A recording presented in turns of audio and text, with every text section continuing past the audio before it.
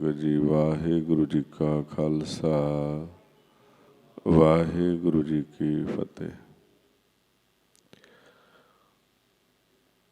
महाराज सच्चे पातशाह साढ़े ते बख्शिश कर रहे ने, सानू विवेक ज्ञान दे के अपने मूल सच दे नाल जुड़न दा जो मार्ग है उसनू समझा रहे ने। क्योंकि असी सारे जिस इलाके विच विचरदे हाँ इसनू काल दा देश गुरबाणी विच कहिंदे ने। ते इस काल दे देश विच जिथे असी विचरदे हाँ ये परदेश है, ये साडा देश नहीं है। हुण असी इस परदेश विचों जे वापस अपने देश जाना है तां इस देश दे विच सानू ओहदी भाल करनी पैगी जिहड़ा इस देश दे विच आउंदा जांदा है, जिस नूं गुरबाणी विच साधु कहिंदे ने। ते अपने मन नूं महाराज समझाउंदे, मन परदेसी आया। असी इत्थे परदेश विच आए हाँ सारे, ते इत्थे विचरदियां विचरदियां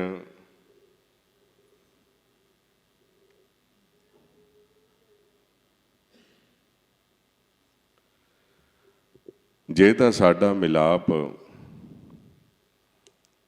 संत नाल हो गया, संत उस नूं कहिंदे ने जिहड़ा अपने घर दे विच आउंदा जांदा अपने असली घर विच, साधु कहिंदे ने। हुण मन ने इस देश विच उन्हां दा आसरा लैना हुंदा है। मन परदेसी आया मिलियो साधु संग। जे तां इस नूं साधु दा संग हो गया, जिस वखर को चाहता पाया नामे रंग। इस परदेश दे विच जो ये व्यापार करने वास्ते आया है, जो ये प्राप्त करने वास्ते आया है, तो ये साधु का संग करके वो प्राप्त कर सकता है, तो अपने देश जा सकता है, अपने घर जा सकता है। तो जे इस नूं साधु का संग ना होया, ये चला गया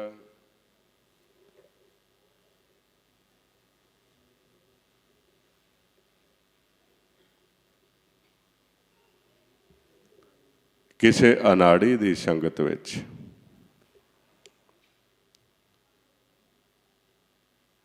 ते ओ इस नूं अपने देश का रस्ता दसन की बजाय ऐसे ही इलाके दे विच उलझा दिंदा है। वो इत्थों दीयां गल्लां सुणाउणियां शुरू कर दिंदा है, इत्थे दृष्टमान दे विच पूजा शुरू करा दिंदा है।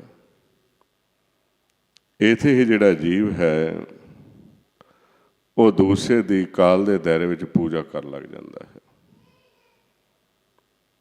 जिस तरह तुसीं देखदे हो अज बहुत सारे ऐसे मन ने कि जिहड़े काल दे दायरे दे विच पूजा कर रहे हैं। असंख्या ही थाम बने हुए ने ते असंख्या ही तरीके दे नाल जी पूजा कर रहे हैं। पर इथों निकलने वास्ते ਹੁਣ ਕਿਸੇ ਨੂੰ ਕੋਈ ਰਸਤਾ ਨਹੀਂ ਲੱਭਦਾ। ਤੇ ਜੇ ਕੋਈ ਪੁੱਛਦਾ ਹੈ, ਉਹਦੇ ਕੋਈ ਨਹੀਂ, ਜਦੋਂ ਤੁਹਾਡੇ ਸਵਾਸ ਖਤਮ ਹੋ ਗਏ ਆਪੇ ਤੁਸੀਂ ਇੱਥੋਂ ਚਲੇ ਜਾਣਾ ਹੈ, ਕਿ ਮਰਨ ਤੋਂ ਬਾਅਦ ਤੁਹਾਨੂੰ ਉੱਥੇ ਥਾਂ ਮਿਲ ਜਾਏਗੀ। ਤੇ ਜੀਵ ਜਿਹੜਾ ਹੈ ਹੌਲੀ ਹੌਲੀ ਉਹ ਮੰਨ ਲੈਂਦਾ ਹੈ ਕਿ ਵਾਕਿਆ ਹੀ ਵੀ ਮਰਨ ਤੋਂ ਬਾਅਦ ਅਸੀਂ ਉੱਥੇ ਚਲੇ ਜਾਵਾਂਗੇ। ਹੁਣ ਐਸਾ ਭਰਮ ਪੈ ਚੁੱਕਾ ਹੈ, ਮਹਾਰਾਜ ਸੱਚੇ ਪਾਤਸ਼ਾਹ ਕਹਿੰਦੇ ਨੇ ਜੇ ਤੁਸੀਂ ਸਵਾਸਾਂ ਦੇ ਹੁੰਦਿਆਂ ਹੋਇਆਂ ਆਪਣੇ ਘਰ ਦੇ ਵਿੱਚ ਨਹੀਂ ਗਏ, ਪਛਾਣ ਨਹੀਂ ਕੀਤੀ, ਤੇ ਦੇਹ ਛੱਡਣ ਤੋਂ ਬਾਅਦ ਤੁਸੀਂ ਨਹੀਂ ਜਾ ਸਕਦੇ। ਮਰੇ ਹੋਏ ਜਾਂ ਮੁਕਤ ਦੇਹੋਗੇ, ਮੁਕਤ ਨ ਜਾਣੇ ਕੋਇਲਾ, ਮਰਨ ਮੁਕਤ ਕਿਨ ਪਾਈ। ਮਰਨ ਤੋਂ ਬਾਅਦ ਮੁਕਤੀ ਨਹੀਂ, ਇਹ ਤਾਂ ਖੇਲ ਹੈ। ਇੱਥੇ ਹੀ ਚਲਦਿਆਂ ਚਲਦਿਆਂ ਅਸੀਂ ਆਪਣੇ ਘਰ ਦੀ ਪਛਾਣ ਕਰਨੀ ਹੁੰਦੀ ਹੈ, ਆਪਣੇ ਘਰ ਨੂੰ ਲੱਭਣਾ ਹੁੰਦਾ ਹੈ, ਖੋਜਣਾ ਹੁੰਦਾ ਹੈ।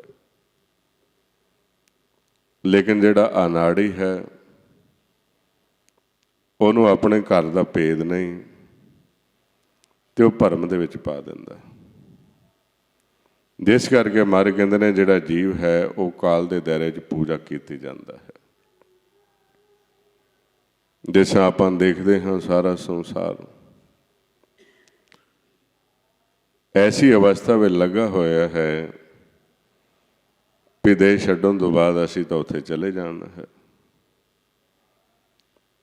ਮਹਾਰਾਜ ਸੱਚੇ ਪਾਤਸ਼ਾਹ ਕਹਿੰਦੇ ਨੇ ਸਭ ਕਹਿਤ ਚੱਲਣ ਹੈ ਊਹਾਂ, ਨਾ ਜਾਣੂ ਬੈਕੁੰਠ ਹੈ ਕਹਾਂ। ਲੇਕਿਨ ਜਿੱਥੇ ਜਾਣਾ ਹੈ ਉਹ ਕਿਹੜਾ ਘਰ ਹੈ ਉਹਦੀ ਤਾਂ ਪਛਾਣ ਨਹੀਂ ਕੀਤੀ। ਜਾਨ ਜਾਨ ਸਭ ਕਹਿਤ ਤਹਾਂ ਹੀ, ਨਾ ਜਾਨੋ ਬੈਕੁੰਠ ਕਹਾਂ ਰੀ। ਹੁਣ ਇਹ ਜਿਹੜਾ ਸੰਤ ਅਸਲੀ ਹੈ, ਗੁਰਮੁਖ ਹੈ, ਸਾਧੂ ਹੈ, ਇਹਨੇ ਸਾਨੂੰ ਉਹਦਾ ਭੇਦ ਦੇਣਾ ਹੁੰਦਾ ਹੈ, ਤੇ ਆਉਣ ਜਾਣ ਦਾ ਜਿਹੜਾ ਰਸਤਾ ਹੈ ਉਹ ਦੱਸਣਾ ਹੈ, ਤੇ ਮਨ ਨੂੰ ਭਵ ਸਾਗਰ ਦੇ ਵਿੱਚੋਂ ਬਾਹਰ ਕੱਢ ਕੇ ਉਸ ਘਰ ਵਿੱਚ ਪਹੁੰਚਾਉਣਾ ਹੁੰਦਾ ਹੈ। ਤੇ ਜਿਹੜਾ ਅਨਾੜੀ ਸੰਤ ਹੈ ਉਹਨੇ ਭਰਮ ਦੇ ਵਿੱਚ ਪਾ ਦੇਣਾ ਹੈ। ਹੁਣ ਜਿਸ ਤਰ੍ਹਾਂ ਜੀਵ ਭਰਮ ਦੇ ਵਿੱਚ ਪਏ ਹੋਏ, ਤੇ ਭਰਮ ਦੇ ਵਿੱਚ ਪਿਆ ਹੋਇਆ ਜੀਵ ਕਿੱਥੇ ਪੂਜਾ ਕੀਤੀ ਜਾ ਰਿਹਾ ਹੈ। ਜਿਸ ਤਰ੍ਹਾਂ ਭਗਤ ਰਵਿਦਾਸ ਜੀ ਜਦੋਂ ਮਨ ਜਾਗਿਆ ਤਾਂ ਉਹਨਾਂ ਨੇ ਦੇਖਿਆ ਵੀ ਕਿਸਾਂ ਇਹ ਸਾਰਾ ਸੰਸਾਰ ਜਿਹੜਾ ਹੈ ਭਰਮ ਦੇ ਵਿੱਚ ਹੈ, ਤੇ ਉਹਨਾਂ ਨੇ ਖੋਜ ਸ਼ੁਰੂ ਕੀਤੀ। ਉਹਨਾਂ ਅਸਥਾਨਾਂ ਤੇ ਉਹ ਗਏ ਜਿੱਥੇ ਜੀਵ ਜਾਂਦੇ ਸੀ। ਇੱਕ ਥਾਂ ਤੇ ਗਏ, ਉਹਨਾਂ ਨੂੰ ਜਾ ਕੇ ਬੇਨਤੀ ਕਰਨ ਲੱਗੇ ਵੀ ਕੋਈ ਦੱਸੋ ਇੱਥੋਂ ਕਿਵੇਂ ਨਿਕਲਿਆ ਜਾ ਸਕਦਾ ਹੈ, ਇਹ ਕਾਲ ਦੇ ਦਾਇਰੇ ਤੋਂ ਕਿਵੇਂ ਅਸੀਂ ਇੱਥੋਂ ਨਿਕਲ ਸਕਦੇ ਹਾਂ, ਕਿਉਂਕਿ ਅਕਾਲ ਦਾ ਇਲਾਕਾ ਜੋ ਆਪਾਂ ਦੇਖ ਰਹੇ ਹਾਂ। ਮਰ ਕਹਿੰਦੇ ਨੇ ਖੰਡ ਪਤਾਲ ਦੀਪ ਸਭ ਲੋਆ, ਕਾਲੇ ਕੇ ਵਸ ਪ੍ਰਭ ਆਪ ਕੀਆ। ਹੁਣ ਇਸ ਕਾਲ ਦੇ ਦਾਇਰੇ ਦੇ ਵਿੱਚ ਇੱਕ ਸਰਕਾਰ ਕੰਮ ਕਰਦੀ ਹੈ, ਉਹ ਹੈ ਤ੍ਰੈ ਗੁਣਾਂ ਦੀ ਸਰਕਾਰ। ਕਾਲ ਦੇ ਦਾਇਰੇ ਦੇ ਵਿੱਚ ਮਨ ਇਹ ਤ੍ਰੈ ਗੁਣਾਂ ਦੇ ਨਾਲ ਪਿਆਰ ਪਾ ਲੈਂਦਾ ਹੈ। ਤ੍ਰੈ ਗੁਣਾਂ ਦੇ ਨਾਲ ਪਿਆਰ ਜਦੋਂ ਪਾ ਲਿਆ ਤੇ ਉਹ ਵਾਪਸ ਜਾਣਾ ਚਾਹੁੰਦਾ, ਉਹਦੇ ਕੋਲ ਜਾਇਆ ਨਹੀਂ ਜਾਂਦਾ। ਵਿਚਾਰ ਚੱਲਣ ਲੱਗ ਜਾਂਦੇ ਨੇ, ਬੰਧਨ ਪੈ ਜਾਂਦੇ ਨੇ, ਫਾਈ ਪੈ ਜਾਂਦੀ ਹੈ, ਪੈਰਾਂ ਵਿੱਚ ਬੇੜੀਆਂ ਪੈ ਜਾਂਦੀਆਂ ਨੇ। ਹੁਣ ਇਹ ਹਾਲਾਤ ਬਣੇ ਹੋਏ ਨੇ, ਮਨ ਜਾਣਾ ਚਾਹੁੰਦਾ ਹੈ, ਉਹ ਨਿਕਲ ਹੀ ਨਹੀਂ ਸਕਦਾ।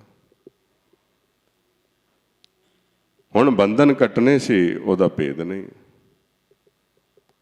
ਉਹ ਆਂਦੇ ਨੇ ਉੱਥੇ ਜੀਵ ਆ ਰਹੇ ਨੇ, ਭਗਤ ਜੀ ਵੀ ਗਏ, ਉਹਨਾਂ ਨੂੰ ਕਹਿਣ ਲੱਗੇ ਕਿਵੇਂ ਇੱਥੋਂ ਛੁੱਟ ਸਕਦੇ ਹਾਂ। ਆਉਂਦੇ ਨੇ ਇਸ ਤਰ੍ਹਾਂ ਕਰੋ ਕਿ ਤੁਸੀਂ ਕੋਈ ਨਾ ਕੋਈ ਦਾਨ ਕਰੋ, ਕੋਈ ਸੋਨਾ ਦਾਨ ਕਰੋ, ਆਹ ਚੀਜ਼ ਦਾਨ ਕਰੋ, ਤੇ ਤੁਹਾਨੂੰ ਦਰਗਾਹ ਦੇ ਦੂਣੀ ਹੋ ਕੇ ਮਿਲੇਗੀ, ਇੱਥੋਂ ਹੀ ਛੁੱਟ ਜਾਓਗੇ। ਹੁਣ ਭਗਤ ਜੀ ਮਨ ਜਾਗਿਆ ਹੋਇਆ,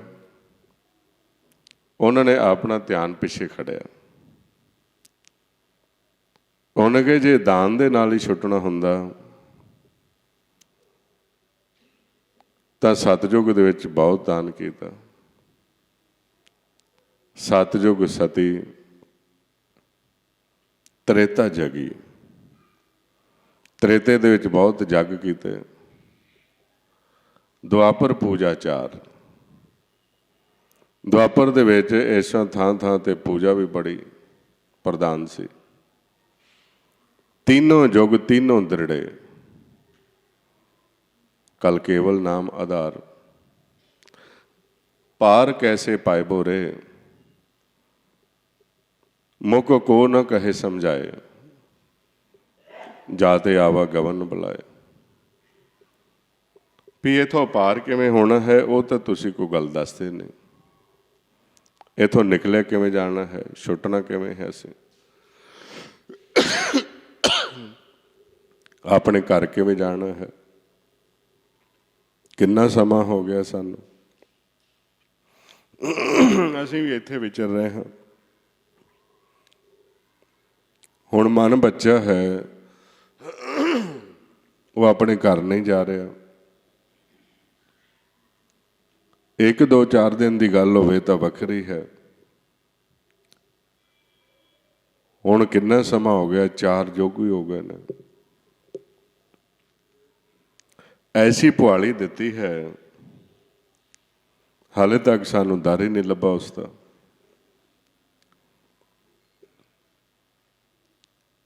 जे कोशिश करते ने वो अगले पासों होर रस्ते तोड़ देंदे ने,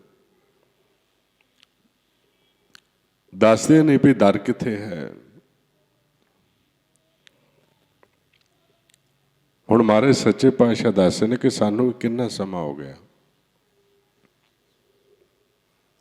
आपां सारे ही इत्थे चल रहे हाँ, इस काल दे दायरे विच। ते जिथे असीं पूजा कर रहे हाँ उथे ये कुछ है नहीं जिथे आपां जाना है।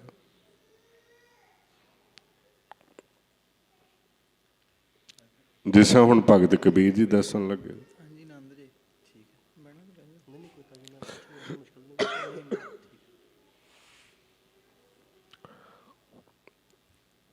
जिथे असी पूजा कर रहे हाँ, जिहदी पूजा करते हाँ,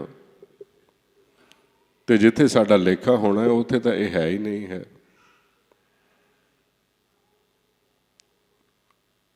मारे सच्चे पातशाह समझाउंदे, जै किश आहा तहां किश नाही, पंच तत्त ते नाही। ईड़ा पिंगला सुखमन बंदे, ए अवगन कत जाही। धागा टूटा,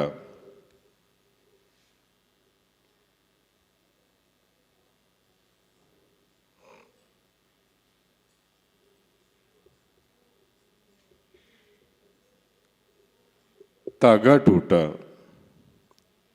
जदों सुखमन टुटी है, शब्द नालों विछोड़ा पिया है। धागा टूटा गगन बिनस गया, तेरा बोलत कहाँ समाई। ए संसा मोको अन दिन व्यापे, को ना रहे समझाई। ये मेरे अंदर सहिंसा है कि मैं वापस जाना चाहता हाँ, तो मैनू इन्ना को पता है कि वापस मैं जा सकता हाँ जिस शब्द नाल आया हाँ, उस शब्द विच समा के ही जा सकता हाँ। पर उस शब्द दे नाल जुड़ना किवें है, ਇਹ ਤਾਂ ਕੋਈ ਮੈਨੂੰ ਦੱਸ ਨਹੀਂ ਰਿਹਾ। ਹੁਣ ਐਸੀ ਅਵਸਥਾ ਦੇ ਵਿੱਚ ਬਹੁਤ ਸਾਰੇ ਜੀਵ, ਇਹਨਾਂ ਨੂੰ ਭੇਦ ਨਹੀਂ। ਇੱਥੇ ਅਨਾੜੀ ਨੇ ਭਰਮ ਦੇ ਵਿੱਚ ਪਾ ਦਿੱਤਾ, ਆਲੇ ਤੁਸੀਂ ਆਹ ਕਿਰਿਆ ਕਰੀ ਜਾਓ। ਬਾਹਰਮੁਖੀ ਕਿਰਿਆ ਸ਼ੁਰੂ ਹੋ ਗਈ। ਬਾਹਰਮੁਖੀ ਸਾਰਾ ਜੀ ਜਿਹੜਾ ਸੀ ਉਹ ਖੇਲ ਸ਼ੁਰੂ ਹੋ ਗਿਆ। ਜਿਸ ਸ਼ਬਦ ਨਾਲ ਜੁੜਨਾ ਸੀ ਉਸ ਸ਼ਬਦ ਦਾ ਭੇਦ ਨਹੀਂ। ਸਮਾਂ ਲੰਘਦਾ ਰਿਹਾ। ਹੁਣ ਗੁਰੂ ਨਾਨਕ ਦੇਵ ਜੀ ਸੰਸਾਰ ਵਿੱਚ ਆਏ, ਪ੍ਰਗਟ ਹੋਏ। ਉਹਨਾਂ ਨੇ ਵੀ ਦੇਖਿਆ ਕਿ ਜਿਹੜੇ ਜੀਵ ਨੇ ਇਹ ਸ਼ਬਦ ਨਾਲੋਂ ਭੁੱਲ ਗਏ ਨੇ, ਸ਼ਬਦ ਨਾਲ ਟੁੱਟ ਗਏ ਨੇ, ਇਹਨਾਂ ਨੂੰ ਸ਼ਬਦ ਦਾ ਭੇਦ ਨਹੀਂ, ਤੇ ਵਾਪਸ ਕਿਸ ਤਰ੍ਹਾਂ ਜਾਣਗੇ ਆਪਣੇ ਘਰ। ਐਸੇ ਗੱਲਾਂ ਕਰੀ ਜਾਵਾਂਗੇ, ਗੱਲਾਂ ਦੇ ਨਾਲ ਤੇ ਜੁੜਿਆ ਨਹੀਂ ਜਾਏਗਾ, ਗੱਲੀ ਜੋਗ ਨਾ ਹੋਈ। ਏਕ ਦ੍ਰਿਸ਼ਟ ਜੋ ਸੰਸਰ ਜਾਣੇ, ਜੋਗੀ ਕਹੀਏ ਸੋਈ। ਜੁੜਿਆ ਹੋਇਆ ਤਾਂ ਉਹੀ ਹੈ ਜਿਹੜਾ ਏਕ ਦ੍ਰਿਸ਼ਟ ਹੋ ਗਿਆ, ਤੇ ਏਕ ਦ੍ਰਿਸ਼ਟ ਹੋ ਕੇ ਸ਼ਬਦ ਦੇ ਨਾਲ ਜਿਹਦੀ ਲਿਵ ਜੁੜ ਜਾਂਦੀ ਹੈ। ਵਾਜੇ ਵਾਜੋਂ ਸਿੰਘੀ ਵਾਜੇ ਤੋ ਨਿਰਭਉ ਪਦ ਪਾਈਏ, ਤਾਂ ਉਹ ਨਿਰਭਉ ਪਦ ਵਿੱਚ, ਚੌਥੇ ਪਦ ਵਿੱਚ ਪ੍ਰਵੇਸ਼ ਹੋ ਸਕਦਾ ਹੈ। ਉਹਨਾਂ ਦੇਖਿਆ ਕਿ ਇਹ ਸ਼ਬਦ ਦਾ ਭੇਦ ਨਹੀਂ ਜੀਵਨ ਨੂੰ, ਤੇ ਘਰ ਕਿਵੇਂ ਜਾਣਗੇ। ਇੱਥੋਂ ਫਿਰ ਗੁਰੂ ਨਾਨਕ ਦੇਵ ਜੀ ਨੇ ਚਰਨ ਪੌਲ ਸ਼ੁਰੂ ਕੀਤੇ। ਚਰਨ ਪੌਲ ਇਹ ਨਹੀਂ ਸੀ ਕਿ ਉਹ ਆਪਣੇ ਚਰਨ ਜਿਹੜੇ ਪੈਰ ਸੀ ਉਹਨਾਂ ਨੂੰ ਧਵਾ ਕੇ ਕਿਸੇ ਨੂੰ ਪਿਲਾਉਂਦੇ ਸੀ, ਨਹੀਂ। ਗੁਰੂ ਨਾਨਕ ਦੇਵ ਜੀ ਨੇ ਜਿਹੜਾ ਵੀ ਉਹਨਾਂ ਦੀ ਸ਼ਰਨ ਵਿੱਚ ਆਇਆ, ਉਹਦੀ ਜਿਹੜੀ ਲਿਵ ਸੀ ਉਹ ਸ਼ਬਦ ਗੁਰੂ ਦੇ ਨਾਲ ਜੋੜਨੀ ਸ਼ੁਰੂ ਕਰ ਦਿੱਤੀ। ਜਿਹੜਾ ਸ਼ਬਦ ਅੰਦਰ ਚੱਲ ਰਿਹਾ ਹੈ ਇਸ ਕਾਇਆ ਦੇ ਵਿੱਚ, ਸੁਖਮਨ ਦੇ ਵਿੱਚ, ਇਹ ਜਿਹੜਾ ਸ਼ਬਦ ਹੈ ਇਸ ਨੂੰ ਪਰਮਾਤਮਾ ਦੇ ਚਰਨ ਵੀ ਕਿਹਾ ਹੈ। ਹਿਰਦੇ ਚਰਨ ਸ਼ਬਦ ਸਤਿਗੁਰ ਕੋ, ਨਾਨਕ ਬਾਂਧਿਓ ਪਾਲ। ਹੁਣ ਇਹ ਜਿਹੜਾ ਸ਼ਬਦ ਚੱਲ ਰਿਹਾ ਹੈ ਇਹਨੂੰ ਚਰਨ ਕਿਹਾ। ਹੁਣ ਜਿਸ ਤਰ੍ਹਾਂ ਅਨਾੜੀ ਸੰਤ ਜਿਹੜਾ ਹੈ ਉਹ ਬਾਹਰ ਜੋੜ ਦੇਗਾ ਤੁਹਾਨੂੰ। ਇਹ ਬਹੁਤ ਭਰਮ ਪੈ ਰਿਹਾ ਹੈ। ਜੇ ਗਾਓਗੇ ਉਹ ਕਹੇਗਾ ਤੁਸੀਂ 10 ਵਾਰ ਇੱਥੇ ਚੱਕਰ ਮਾਰੋ, ਐਸੇ ਆਇਆ ਕਰੋ, ਇੱਥੇ ਮੱਥਾ ਟੇਕਿਆ ਕਰੋ, ਆਹ ਕਰਿਆ ਕਰੋ। ਉਹ ਜੀ ਬਾਹਰ ਮੁਖੀ ਹੋ ਗਿਆ, ਬਾਹਰ ਜੁੜ ਗਿਆ। ਉਹ ਟੁੱਟਾ ਅੰਦਰੋਂ ਹੈ ਤੇ ਜੁੜ ਗਿਆ ਬਾਹਰ ਕਿਸੇ ਸਥਾਨ ਨਾਲ, ਕਿਸੇ ਜਗ੍ਹਾ ਦੇ ਨਾਲ। ਜਿਸਾਂ ਆਪਾਂ ਇੱਥੇ ਇਕੱਠੇ ਹੋਏ ਹਾਂ, ਤੇ ਜੇ ਤਾਂ ਆਪਾਂ ਸੰਗਤ ਵਿੱਚ ਆ ਕੇ ਭੇਦ ਲਵਾਂਗੇ ਤੇ ਸਾਨੂੰ ਇੱਥੋਂ ਨਿਕਲਣ ਦਾ ਰਸਤਾ ਮਿਲ ਜਾਏਗਾ। ਤੇ ਜੇ ਅਸੀਂ ਸਿਰਫ ਸਮਝਿਆ ਵੀ ਅਸੀਂ ਤਾਂ ਜਾ ਆਏ ਹਾਂ ਉੱਥੇ, ਐਸਕੀ ਵਿੱਚ ਐਤਵਾਰ ਚੱਲ ਗਏ, ਅਗਲੇ ਐਤਵਾਰ ਚੱਲ ਗਏ, ਮੈਂ ਤਾਂ ਇੰਨੇ ਐਤਵਾਰ ਚਲਾ ਗਿਆ, ਮੈਂ ਤਾਂ ਹਰ ਵਾਰ ਹੀ ਜਾਂਦਾ ਹਾਂ। ਤੇ ਜੇ ਬਾਹਰਮੁਖੀ ਚੱਲਦੇ ਰਹੇ ਤੇ ਉਹ ਸ਼ਬਦ ਨਾਲ ਨਹੀਂ ਜੁੜੇ ਤੇ ਉਹ ਸਾਰਾ ਵਿਅਰਥ ਚਲਾ ਗਿਆ, ਜਿੰਨਾ ਮਰਜ਼ੀ ਚੱਕਰ ਲੱਗਦਾ ਰਹੇ।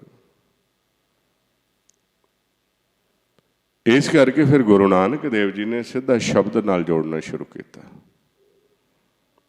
ਪਾਤਸ਼ਾਹ ਨੇ ਉੱਥੋਂ ਚਰਨ ਪੌਲ ਸ਼ੁਰੂ ਕੀਤੇ। ਚਰਨ ਜਿਹੜਾ ਅੰਦਰ ਸ਼ਬਦ ਚੱਲਦਾ ਪਿਆ ਹੈ, ਉਹ ਸ਼ਬਦ ਦੇ ਨਾਲ ਸੁਰਤ ਨੂੰ ਜੋੜਨ ਦਾ ਰਸਤਾ ਦੱਸਿਆ ਉਹਨਾਂ ਨੇ ਵੀ ਇਹ ਸ਼ਬਦ ਦੇ ਨਾਲ ਜੁੜੋਗੇ, ਇੱਥੋਂ ਤੁਹਾਨੂੰ ਖੁਰਾਕ ਮਿਲਣੀ ਸ਼ੁਰੂ ਹੋ ਜਾਏਗੀ। ਉਹਨੂੰ ਪੌਲ ਕਹਿ ਦਿੱਤਾ, ਅੰਮ੍ਰਿਤ ਕਹਿ ਦਿੱਤਾ, ਜੋ ਆਪਣੇ ਅੰਦਰ ਹੀ ਭਰਿਆ ਹੋਇਆ ਹੈ। ਤੇ ਇਸ ਦੇਸ਼ ਦੇ ਵਿੱਚ ਜਿੱਥੇ ਕਾਲ ਦੇ ਦਾਇਰੇ ਵਿੱਚ ਤੁਸੀਂ ਵਿਚਰਦੇ ਹੋ ਤੇ ਤੁਸੀਂ ਕਮਜ਼ੋਰ ਹੋ ਰਹੇ, ਕਿਉਂਕਿ ਕਾਲ ਦੇ ਦਾਇਰੇ ਵਿੱਚ ਤੁਹਾਡਾ ਧਿਆਨ ਬਦਲ ਦਿੱਤਾ ਜਾਂਦਾ ਹੈ ਤੇ ਤੁਹਾਡੀ ਜਿਹੜੀ ਖੁਰਾਕ ਹੈ ਇਹ ਪੰਜੇ ਲੁੱਟੀ ਜਾਂਦੇ ਨੇ। ਤੇ ਤੁਸੀਂ ਇਸ ਦੇਸ਼ ਵਿੱਚ ਦੁਖੀ ਹੁੰਦੇ ਫਿਰਦੇ ਹੋ। ਤੇ ਕੌਣ ਲੁੱਟ ਰਹੇ ਨੇ ਤੁਹਾਡੇ ਖੁਰਾਕ? ਤੁਸੀਂ ਸਿਰਫ ਸਰੀਰ ਨੂੰ ਤਕੜਾ ਕਰਨ 'ਚ ਲੱਗੇ ਹੋਏ ਹੋ। ਇਹ ਸਰੀਰ ਨੂੰ ਪਾਲਣ ਵਿੱਚ ਲੱਗੇ ਹੋਏ, ਸਰੀਰ ਨੂੰ ਸੁੰਦਰ ਬਣਾਉਣ ਵਿੱਚ ਲੱਗੇ ਹੋਏ ਹੋ, ਤੇ ਅੰਦਰੋਂ ਤੁਹਾਨੂੰ ਖੋਖਲੇ ਕੀਤਾ ਜਾ ਰਿਹਾ ਹੈ। ਅੰਦਰੋਂ ਮਨ ਕਮਜ਼ੋਰ ਹੋ ਰਿਹਾ ਹੈ ਤੁਹਾਡਾ। ਤੇ ਹੌਲੀ ਹੌਲੀ ਜਦੋਂ ਇਹ ਕਮਜ਼ੋਰ ਹੋ ਗਿਆ ਤੇ ਜਮਾ ਨੇ ਇੱਕ ਦਿਨ ਫੜ ਲੈਣਾ ਹੈ ਤੁਹਾਨੂੰ। ਤੇ ਕੈਸੀ ਅਵਸਥਾ ਬਣ ਜਾਏਗੀ ਫਿਰ? ਜਿਨ ਹਰ ਹਰ ਰਸ ਨਾਮ ਨਾ ਪਾਇਆ ਤੇ ਭਾਗਹੀਣ ਜਮ ਪਾਸ। ਹੁਣ ਬਾਹਰੋਂ ਵੇਖਣ ਨੂੰ ਬੜਾ ਤਗੜਾ ਤੇ ਸੋਹਣਾ ਹੁੰਦਾ ਹੈ, ਤੇ ਅੰਦਰ ਵਕਾਰ ਨੇ, ਅੰਦਰ ਖੋਖਲਾ ਹੈ, ਅੰਦਰੋਂ ਦੁਖੀ ਹੈ, ਅੰਦਰੋਂ ਸਹਿੰਸੇ ਨੇ, ਅੰਦਰੋਂ ਚਿੰਤਾ ਹੈ, ਅੰਦਰ ਦੁਬਦਾ ਹੈ, ਅੰਦਰ ਵਕਾਰ ਬੜੇ ਹੋਏ ਨੇ। ਉਹ ਆਂਦੇ ਨੇ ਇਹ ਲੁੱਟ ਰਹੇ ਨੇ ਤੁਹਾਨੂੰ। ਤੇ ਕੌਣ ਨੇ? ਇਸ ਦੇਹੀ ਅੰਦਰ 5 ਚੋਰ ਵਸੈ। ਕਾਮ ਕ੍ਰੋਧ ਲੋਭ ਮੋਹ ਹੰਕਾਰਾ, ਅੰਮ੍ਰਿਤ ਲੁਟੈ ਮਨ ਮੁਖ ਨ ਬੁਝੈ। ਕੋਈ ਨਾ ਸੁਣੇ ਪੁਕਾਰਾ। ਤੇ ਤੁਹਾਡੀ ਗੱਲ ਕਿਹਨੇ ਸੁਣਨੀ ਹੈ? ਜਦੋਂ ਤੁਸੀਂ ਕਮਜ਼ੋਰ ਹੋ ਗਏ ਤੇ ਆਵਾਜ਼ ਤੇ ਨਿਕਲਣੀ ਨਹੀਂ ਤੁਹਾਡੀ।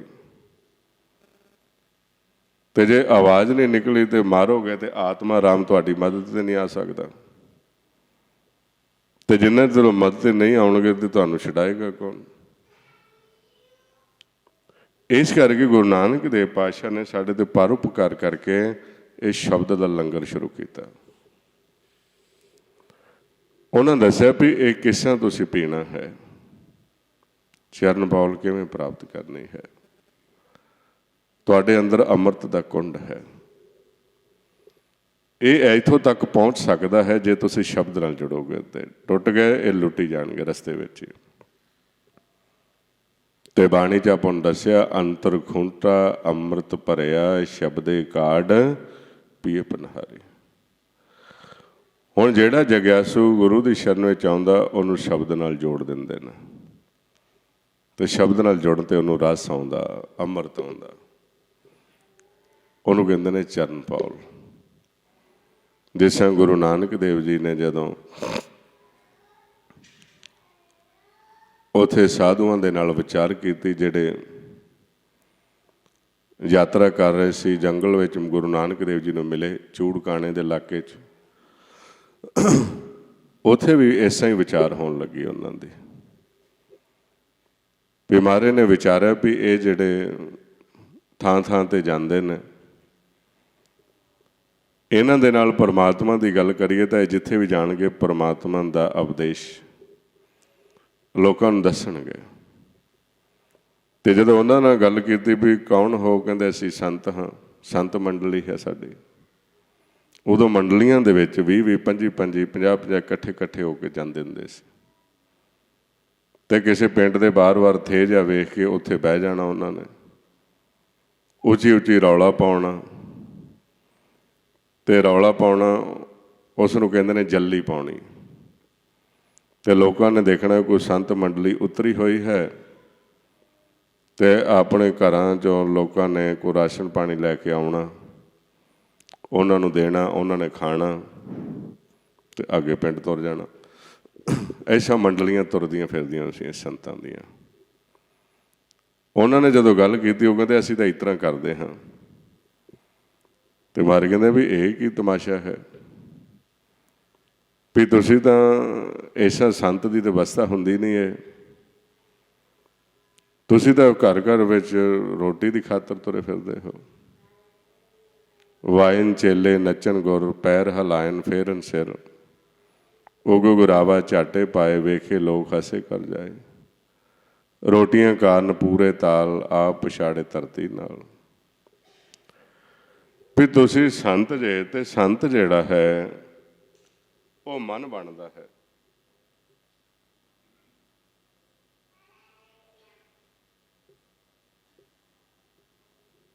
ਤੇ ਮਨ ਦੀ ਖੁਰਾਕ ਅੰਮ੍ਰਿਤ ਰਸ ਹੈ। ਤੇ ਜੇ ਤੁਸੀਂ ਸੰਤ ਜੇ ਤੇ ਤੁਸੀਂ ਅੰਮ੍ਰਿਤ ਕਿਵੇਂ ਪ੍ਰਾਪਤ ਕਰਦੇ ਜੇ, ਆਪਣੀ ਖੁਰਾਕ ਕਿਵੇਂ ਲੈਂਦੇ ਜੇ? ਕਿਉਂਕਿ ਮਨ ਕਾ ਤੋਸਾ ਹਰ ਨਾਮ ਹੈ। ਹਿਰਦੇ ਰੱਖੋ ਸੰਭਾਲ, ਇਹ ਖਰਚ ਅਖੁੱਟ ਹੈ ਗੁਰਮੁਖ ਨਿਭੇ ਨਾਲ। ਆਪਾਂ ਵੀ ਹੁਣ ਸੰਤ ਬਣਨਾ ਸਾਰਿਆਂ ਨੇ, ਬਣ ਰਹੇ ਨੇ ਆਪਣੇ 'ਚ ਬਹੁਤ ਸਾਰੇ ਗੁਰਮੁਖ ਕਿ ਜਿਹੜੇ ਸ਼ਬਦ ਨਾਲ ਜੁੜ ਜਾਂਦੇ ਨੇ ਉਹ ਸੰਤ ਨੇ। ਜਿਹਨੂੰ ਰਸ ਆਉਣਾ ਸ਼ੁਰੂ ਹੋ ਜਾਂਦਾ ਹੈ ਅੰਮ੍ਰਿਤ, ਉਹ ਕਹਿਣ ਲੱਗੇ ਵੀ ਤੁਸੀਂ ਇਹ ਜਿਹੜਾ ਮਨ ਹੈ ਸੰਤ ਹੈ, ਤੇ ਸੰਤ ਦੀ ਖੁਰਾਕ ਤਾਂ ਅੰਮ੍ਰਿਤ ਰਸ ਹੈ, ਤੇ ਤੁਸੀਂ ਅੰਮ੍ਰਿਤ ਕਿਵੇਂ ਪੀਂਦੇ ਹੋ? ਉਹ ਗੁਰੂ ਨਾਨਕ ਦੇਵ ਜੀ ਨੂੰ ਆਪਣੇ ਮੁਖੀ ਦੇ ਕੋਲ ਲੈ ਗਏ। ਕਹਿੰਦੇ ਜੀ ਇਹਨਾਂ ਨਾਲ ਗੱਲ ਕਰੋ। ਉਹਦੇ ਨਾਲ ਜੋ ਵਿਚਾਰ ਹੋਈ, ਉਹ ਕਹਿਣ ਲੱਗੇ ਮੈਨੂੰ ਤਾਂ ਤੁਹਾਡੀ ਗੱਲ ਸਮਝ ਨਹੀਂ ਲੱਗਦੀ ਵੀ ਤੁਸੀਂ ਕਿਹਦੀ ਗੱਲ ਕਰਦੇ ਹੋ। ਮਹਾਰਾਜ ਕਹਿਣ ਲੱਗੇ ਵੀ ਮੈਂ ਮਨ ਦੀ ਗੱਲ ਕਰ ਰਿਹਾ ਹਾਂ। ਮਹਾਰਾਜ ਕਹਿਣ ਲੱਗੇ ਵੀ ਮਨ ਵੱਖਰਾ ਹੈ, ਤਨ ਵੱਖਰਾ ਹੈ। ਤਨ ਦੀ ਖੁਰਾਕ ਵੱਖਰੀ ਹੈ, ਮਨ ਦੀ ਖੁਰਾਕ ਵੱਖਰੀ ਹੈ। ਤਨ ਦੇ ਪਹਿਨਣ ਵਾਸਤੇ ਕੱਪੜਾ ਵੱਖਰਾ ਹੈ, ਮਨ ਦੇ ਪਹਿਨਣ ਵਾਸਤੇ ਕੱਪੜਾ ਵੱਖਰਾ ਹੈ। ਤਨ ਦਾ ਘਰ ਵੱਖਰਾ ਹੈ ਤੇ ਮਨ ਦਾ ਜਿਹੜਾ ਘਰ ਹੈ ਉਹ ਵੱਖਰਾ ਹੈ। ਤੇ ਮੈਂ ਮਨ ਦੀ ਗੱਲ ਕਰ ਰਿਹਾ ਹਾਂ ਕਿਉਂਕਿ ਤੁਸੀਂ ਸੰਤ ਹੋ। ਉਹ ਆਂਦੇ ਜੀ ਸਾਨੂੰ ਨਹੀਂ ਪਤਾ। ਫਿਰ ਗੁਰੂ ਨਾਨਕ ਦੇਵ ਜੀ ਨੇ ਵੱਖਰੇ ਵੱਖਰੇ ਆਕਾਰਾਂ ਦੀ ਤੇ ਵੱਖਰੀ ਵੱਖਰੀ ਜਿਹੜੀ ਖੁਰਾਕ ਸੀ ਉਹਦਾ ਭੇਦ ਦਿੱਤਾ। ਉੱਥੇ ਗੁਰੂ ਨਾਨਕ ਦੇਵ ਜੀ ਨੇ ਜੋ ਬਚਨ ਬੋਲਿਆ ਉਹ ਬਾਣੀ ਵਿੱਚ ਦਰਜ ਹੈ। ਮਾਰੇ ਕਹਿਣ ਲੱਗੇ ਇੱਕ ਮਾਸਹਾਰੀ ਇੱਕ ਤ੍ਰਿਣ ਖਾਏ। ਇੱਕ ਇਹੋ ਜਿਹੇ ਜੀਵ ਪੈਦਾ ਕੀਤੇ ਨੇ ਜਿਹੜੇ ਮਾਸ ਹੀ ਖਾਂਦੇ ਨੇ। ਇੱਕ ਤ੍ਰਿਣ ਖਾਏ, ਇੱਕ ਘਾਹ ਫੂਸ ਖਾਂਦੇ ਨੇ। ਇੱਕ ਨਾ ਛੱਤੀ ਅੰਮ੍ਰਿਤ ਪਾਏ, ਇੱਕ ਮਿਟੀਆ ਮੈਂ ਮਿਟੀਆ ਖਾਏ। ਇੱਕ ਪੌਣ ਹਾਰੀ ਪੌਣ ਸਮਾਰ, ਇੱਕ ਨਿਰੰਕਾਰੀ ਨਾਮ ਆਹਾਰ। ਇੱਕ ਜਿਹੜੇ ਪ੍ਰੇਤ ਨੇ ਉਹਨਾਂ ਦੀ ਖੁਰਾਕ ਪੌਣ ਵਿੱਚੋਂ ਹੈ, ਪੌਣ ਵਿੱਚੋਂ ਉਹ ਖੁਰਾਕ ਲੈਂਦੇ ਨੇ, ਪੌਣ ਵਿੱਚ ਮਿਲ ਕੇ ਚੱਲਦੇ ਨੇ। ਛਤੀ ਪ੍ਰਕਾਰ ਭੋਜਨ ਇਨਸਾਨ ਖਾਂਦਾ ਹੈ। ਇਹ ਜਿਹੜਾ ਮਨ ਹੈ ਇਹਦੀ ਖੁਰਾਕ ਅੰਮ੍ਰਿਤ ਰਸ ਹੈ। ਇਹ ਮਨ ਦੀ ਖੁਰਾਕ ਹੈ। ਤੇ ਤੁਸੀਂ ਸੰਤ ਹੋ ਤੇ ਤੁਸੀਂ ਮਨ ਦੀ ਖੁਰਾਕ ਨਹੀਂ ਲੈਂਦੇ। ਉੱਥੇ ਜਦੋਂ ਵਿਚਾਰ ਹੋਈ ਤੇ ਉਹ ਕਹਿੰਦੇ ਵੀ ਨਹੀਂ। ਉਥੋਂ ਫਿਰ ਗੁਰੂ ਨਾਨਕ ਦੇਵ ਜੀ ਮਹਾਰਾਜ ਸੱਚੇ ਪਾਤਸ਼ਾਹ ਨੇ ਉਹਨਾਂ ਦੀ ਜਿਹੜੀ ਲਿਵ ਸੀ ਉਹ ਅੰਦਰ ਸ਼ਬਦ ਦੇ ਨਾਲ ਜੋੜੀ। ਤੇ ਜੋ ਸ਼ਬਦ ਨਾਲ ਉਹਨਾਂ ਦੀ ਲਿਵ ਨੂੰ ਜੋੜਿਆ ਤੇ ਉਹਨਾਂ ਨੂੰ ਰਸ ਆਉਣਾ ਸ਼ੁਰੂ ਹੋਇਆ। ਤੇ ਜਦੋਂ ਰਸ ਆਇਆ ਤੇ ਉੱਥੇ ਗੁਰੂ ਨਾਨਕ ਦੇਵ ਜੀ ਨੇ ਸ਼ਬਦ ਦਾ ਲੰਗਰ ਲਾ ਦਿੱਤਾ ਤੇ ਦੱਸਿਆ ਲੰਗਰ ਚੱਲੇ ਗੁਰ ਸ਼ਬਦ ਹਰ, ਤੋਟ ਨਾ ਆਵੇ ਖਟੀਏ। ਕਹਿੰਦੇ ਵੀ ਜਿੰਨਾ ਚਿਰ ਸ਼ਬਦ ਨਾਲ ਜੁੜੇ ਰਹੋਗੇ ਇਹ ਤੁਹਾਨੂੰ ਰਸ ਆਉਂਦਾ ਰਹੇਗਾ, ਮੁੱਕੇਗਾ ਨਹੀਂ। ਤੇ ਇਹਦਾ ਗਾਂ ਵੀ ਜੀਵਾਂ ਨੂੰ ਦੱਸੀ ਜਾਓ, ਭੇਦ ਦਈ ਜਾਓ, ਤਾਂ ਜੋ ਕਾਲ ਦੇ ਦਾਇਰੇ ਵਿੱਚੋਂ ਜੀਵ ਮੁਕਤ ਹੋ ਜਾਣ। ਜਿੰਨਾ ਚਿਰ ਸ਼ਬਦ ਚੱਲਦਾ ਰਹੇਗਾ ਤੁਹਾਨੂੰ ਰਸ ਆਉਂਦਾ ਹੀ ਰਹੇਗਾ। ਤਿਚਰ ਮੂਲ ਨਾ ਥੋੜੀਂਦੋ ਜਿਚਰ ਆਪ ਕਿਰਪਾਲ, ਸ਼ਬਦ ਅਖੁੱਟ ਬਾਬਾ ਨਾਨਕਾ, ਖਾਏ ਖਰਚ ਧਨ ਮਾਲ। ਉਥੋਂ ਫਿਰ ਗੁਰੂ ਨਾਨਕ ਦੇਵ ਜੀ ਨੇ ਸ਼ਬਦ ਦਾ ਲੰਗਰ ਸ਼ੁਰੂ ਕੀਤਾ ਉਹਨਾਂ ਮਨਾਂ ਵਾਸਤੇ ਜਿਹੜੇ ਕਈਆਂ ਯੁੱਗਾਂ ਤੋਂ ਭੁੱਖੇ ਹੋਏ ਸੀ, ਜਿਨ੍ਹਾਂ ਨੂੰ ਮਨ ਦੀ ਖੁਰਾਕ ਨਹੀਂ ਸੀ ਮਿਲੀ, ਜਿਹੜੇ ਮਨ ਅਸ਼ਾਂਤ ਸੀ, ਕਮਜ਼ੋਰ ਹੋ ਚੁੱਕੇ ਸੀ ਤੇ ਜਮਾਂ ਦੇ ਵਸ ਪੈ ਰਹੇ ਸੀ। ਉਥੋਂ ਫਿਰ ਗੁਰੂ ਨਾਨਕ ਦੇਵ ਜੀ ਨੇ ਸ਼ਬਦ ਦਾ ਲੰਗਰ ਆਪਣੇ ਵਾਸਤੇ ਸ਼ੁਰੂ ਕੀਤਾ। ਹੁਣ ਐਸੀ ਅਵਸਥਾ ਦੇ ਵਿੱਚ ਇਹ ਚੱਲਦਾ। ਅੱਜ ਵੀ ਸ੍ਰੀ ਗੁਰੂ ਗ੍ਰੰਥ ਸਾਹਿਬ ਦੀ ਬਾਣੀ ਦੇ ਰੂਪ ਦੇ ਵਿੱਚ ਗੁਰੂ ਨਾਨਕ ਦੇਵ ਜੀ ਮਹਾਰਾਜ ਸੱਚੇ ਪਾਤਸ਼ਾਹ ਸਾਨੂੰ ਉਸ ਸ਼ਬਦ ਦਾ ਭੇਦ ਦੇ ਰਹੇ ਨੇ, ਸ਼ਬਦ ਨਾਲ ਜੋੜ ਰਹੇ ਨੇ, ਤਾਂ ਜੋ ਅਸੀਂ ਸ਼ਬਦ ਦੇ ਨਾਲ ਜੁੜ ਕੇ ਆਪਣੀ ਜਿਹੜੀ ਖੁਰਾਕ ਹੈ, ਅੰਮ੍ਰਿਤ ਜਿਹੜਾ ਹੈ, ਉਸ ਨੂੰ ਪ੍ਰਾਪਤ ਕਰ ਸਕੀਏ। ਤੇ ਜੇ ਅਸੀਂ ਉਸ ਨੂੰ ਪ੍ਰਾਪਤ ਕਰਨ ਦੇ ਵਿੱਚ ਸਫਲ ਹੋ ਜਾਂਦੇ ਹਾਂ ਤੇ ਸਾਨੂੰ ਅਮਰ ਪਦਵੀ ਪ੍ਰਾਪਤ ਹੋ ਜਾਂਦੀ ਹੈ, ਸਾਡਾ ਜਨਮ ਮਰਨ ਖੰਡਨ ਹੋ ਜਾਂਦਾ ਹੈ। ਇਸ ਵਾਸਤੇ ਗੁਰੂ ਨਾਨਕ ਦੇਵ ਜੀ ਨੇ ਸਾਡੇ ਤੇ ਇਹ ਕਿਰਪਾ ਕੀਤੀ ਹੈ ਵੀ ਕਾਲ ਦੇ ਦਾਇਰੇ ਦੇ ਵਿੱਚ ਜਿੰਨਾ ਚਿਰ ਰਹਿਣਾ ਹੈ ਆਪਾਂ, ਇੱਥੇ ਸਾਨੂੰ ਖੁਰਾਕ ਵੀ ਮਿਲਦੀ ਰਹੇ। ਤੇ ਜੇ ਖੁਰਾਕ ਮਿਲਦੀ ਰਹੇਗੀ ਤੇ ਮਨ ਜਿਹੜਾ ਹੈ ਇਹ ਸਾਡਾ ਬਲਵਾਨ ਰਹੇਗਾ ਤੇ ਇਹਦੇ ਉੱਪਰ ਕਾਲ ਦੇ ਜਿਹੜੇ ਦੂਤ ਨੇ ਉਹ ਹੈਵੀ ਨਹੀਂ ਹੋ ਸਕਦੇ। ਲੇਕਿਨ ਹੌਲੀ ਹੌਲੀ ਇਹ ਜਿਹੜਾ ਮਨ ਹੈ,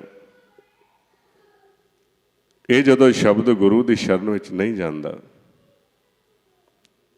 ਇਹ ਇਸ ਕਾਲ ਦੇ ਦਾਇਰੇ ਵਿੱਚ ਚੱਲਦਾ ਹੋਇਆ ਭਰਮ ਦੇ ਵਿੱਚ ਚਲਾ ਜਾਂਦਾ ਹੈ, ਦੂਸਰੇ ਦੀ ਪੂਜਾ ਕਰਨੀ ਸ਼ੁਰੂ ਕਰ ਦਿੰਦਾ ਹੈ ਤੇ ਇਸ ਨੂੰ ਖੁਰਾਕ ਨਹੀਂ ਮਿਲਦੀ, ਇਸ ਨੂੰ ਰਸ ਨਹੀਂ ਆਉਂਦਾ।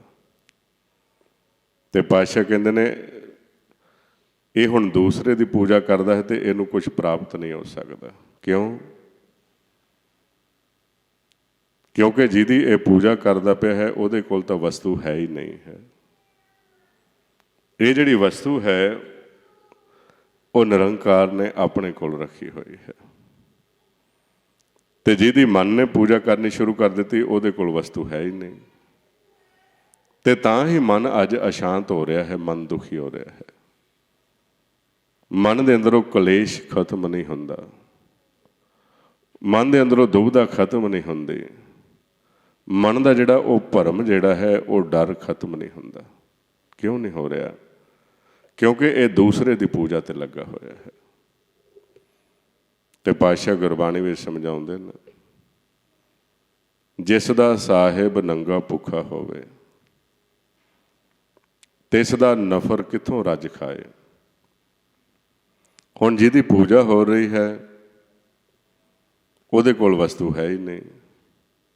ਵਸਤੂ ਤਾਂ ਇੱਥੇ ਘਰ ਦੇ ਵਿੱਚ ਰੱਖੀ ਹੋਈ ਹੈ ਤੇ ਇਹ ਤਾਂ ਸ਼ਬਦ ਗੁਰੂ ਦੀ ਸ਼ਰਨ ਦੇ ਵਿੱਚ ਜਾ ਕੇ ਸਾਨੂੰ ਪ੍ਰਾਪਤ ਹੋਣੀ ਹੈ। ਇਹਨੇ ਸੇਵਾ ਕਰਨੀ ਸ਼ੁਰੂ ਕੀਤੀ ਦੂਸਰੇ ਦੀ ਤੇ ਸਮਝਾਇਆ ਸੀ ਕਿ ਸੇਵਾ ਕਰਨੀ ਸੀ ਹਰੀ ਦੀ, ਸ਼ਬਦ ਗੁਰੂ ਦੀ ਸ਼ਰਨ ਵਿੱਚ ਜਾਣਾ ਸੀ। ਤੇ ਮਹਾਰਾਜ ਕਹਿੰਦੇ ਨੇ ਹਰ ਕੀ ਤੁਮ ਸੇਵਾ ਕਰੋ, ਹੋਰ ਸੇਵਾ ਕਰੋ ਨਾ ਕੋਈ ਜੀ।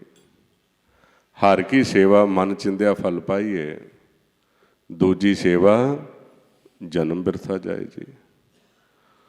ਹੁਣ ਕਾਲ ਦੇ ਦਾਇਰੇ ਦੇ ਵਿੱਚ ਆ ਕੇ ਇਹ ਦੂਸਰੇ ਦੀ ਸੇਵਾ ਕਰਨੀ ਸ਼ੁਰੂ ਕਰ ਦਿੱਤੀ ਹੈ ਤੇ ਜਿਹਦੀ ਸੇਵਾ ਕਰਦਾ ਪਿਆ ਹੈ ਕਹਿੰਦੇ ਦੂਜਾ ਕਾਹੇ ਸਿਮਰੀਏ ਜੋ ਜੰਮੇ ਤੇ ਮਰ ਜਾਏ। ਹੁਣ ਦੂਸਰੇ ਦੀ ਸੇਵਾ ਹੋ ਰਹੀ ਹੈ, ਦੂਸਰੇ ਦਾ ਸਿਮਰਨ ਹੋ ਰਿਹਾ ਹੈ। ਇੱਕ ਅਕਾਲ ਨੂੰ, ਨਿਰਾਕਾਰ ਨੂੰ, ਸੱਚ ਨੂੰ ਜੀਵ ਭੁੱਲ ਗਿਆ ਤੇ ਜਿਹਦੀ ਸੇਵਾ ਕਰਦਾ ਪਿਆ ਹੈ ਉਹ ਤਾਂ ਆਪ ਜਨਮ ਮਰਨ ਦੇ ਵਿੱਚ ਹੈ। ਤੇ ਜਿੰਨੀ ਸਮਾਂ ਸੇਵਾ ਕਰਦਾ ਰਹੇਗਾ ਦੂਸਰੇ ਦੀ, ਉਲਟਾ ਇਹਨੂੰ ਲੇਖਾ ਦੇਣਾ ਪਏਗਾ ਤੇ ਫਿਰ ਉੱਥੇ ਜਾ ਕੇ ਇਸ ਨੂੰ ਪਤਾ ਲੱਗੇਗਾ ਵੀ ਮੈਂ ਤਾਂ ਇਹ ਸਾਰਾ ਜੀਵਨ ਗਲਤੀ ਕਰਦਾ ਰਿਹਾ। ਇਸ ਕਰਕੇ ਮਹਾਰਾਜ ਕਹਿੰਦੇ ਨੇ ਜਿਸ ਦਾ ਸਾਹਿਬ ਨੰਗਾ ਭੁੱਖਾ ਹੋਵੇ ਤਿਸ ਦਾ ਨਫਰ ਕਿੱਥੋਂ ਰੱਜ ਖਾਏ। ਜੇ ਸਾਹਿਬ ਦੇ ਘਰ ਵਤ ਹੋਵੇ ਤਾਂ ਨਫਰਿਆ ਥਾਵੇ, ਅਣਹੋਂਦੀ ਕਿੱਥੋਂ ਪਾਏ। ਜਿਸ ਦੀ ਸੇਵਾ ਕੀਤਿਆ ਲੇਖਾ ਮੰਗੀਏ, ਸੋ ਸੇਵਾ ਔਖੀ ਹੋਈ। ਨਾਨਕ ਸੇਵਾ ਕਰੋ ਗੁਰ ਸਫਲ ਮੂਰਤ ਕੀ, ਜਾਂ ਲੇਖਾ ਨਾ ਮੰਗੇ ਕੋਈ। ਹੁਣ ਐਸੀ ਅਵਸਥਾ ਦੇ ਵਿੱਚ ਇਹ ਜ਼ਿਆਦਾਤਰ ਜੀਵ ਇੱਧਰ ਨੂੰ ਚੱਲਦਾ ਹੈ। ਆਪਾਂ ਹੁਣ ਹੌਲੀ ਹੌਲੀ ਭੇਦ ਲਿਆ ਕਿ ਇਹ ਜਿਹੜੀ ਵਸਤੂ ਹੈ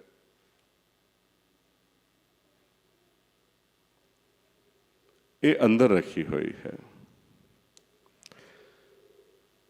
ਇਹ ਕਾਲ ਦੇ ਦਾਇਰੇ ਵਿੱਚੋਂ ਅਸੀਂ ਜੇ ਨਿਕਲਣਾ ਚਾਹੁੰਦੇ ਹਾਂ, ਇਹਨਾਂ ਨਾਲ ਲੜਨਾ ਚਾਹੁੰਦੇ ਹਾਂ, ਤਾਂ ਸਾਨੂੰ ਸ਼ਬਦ ਵਿੱਚ ਸਮਾ ਕੇ ਇਹ ਪ੍ਰਾਪਤ ਕਰਨਾ ਪਏਗਾ। ਫਿਰ ਸਾਡਾ ਆਪਣੇ ਘਰ ਦੇ ਵਿੱਚ ਆਉਣਾ ਜਾਣਾ ਬਣ ਸਕਦਾ ਹੈ। ਹੁਣ ਉਹ ਜਿੱਥੇ ਵਸਤੂ ਰੱਖੀ ਹੋਈ ਹੈ, ਜਿੱਥੇ ਇਹ ਸ਼ਬਦ ਚੱਲ ਰਿਹਾ ਹੈ, ਉਸ ਨੂੰ ਮਹਾਰਾਜ ਨੇ ਕੋਠੜੀ ਦਾ ਨਾਂ ਦਿੱਤਾ ਹੈ। ਇਹ ਹੁਣ ਆਪਾਂ ਖੋਜਣਾ ਹੈ ਸਾਰਿਆਂ ਨੇ, ਕਿਉਂਕਿ ਇਸ ਇਲਾਕੇ ਦੇ ਵਿੱਚ ਅਕਾਲ ਦੇ ਦਾਇਰੇ ਵਿੱਚ ਜਿੱਥੇ ਆਪਾਂ ਵਿਚਰਦੇ ਹਾਂ,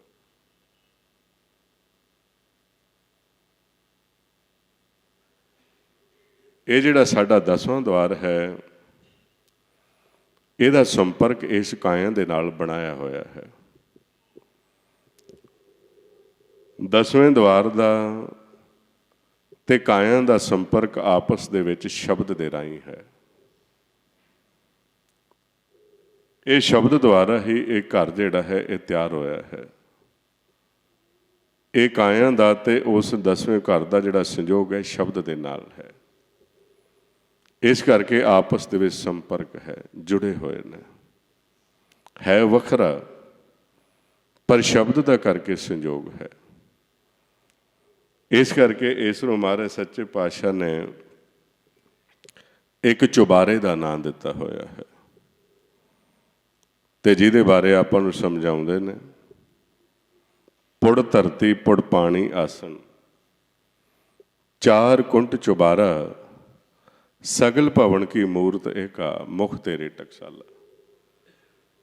ਜਿਹੜੀ ਸਗਲ ਭਵਨ ਮੂਰਤ, ਜਿਹੜੀ ਜੋਤ ਹੈ, ਇਹਦੇ ਵਿੱਚ ਟਿਕਾ ਕੇ ਇਥੋਂ ਸ਼ਬਦ ਪ੍ਰਗਟ ਕਰਕੇ ਉਹਦਾ ਸੰਪਰਕ ਕਾਇਆਂ ਦੇ ਨਾਲ ਕਰ ਦਿੱਤਾ ਹੈ।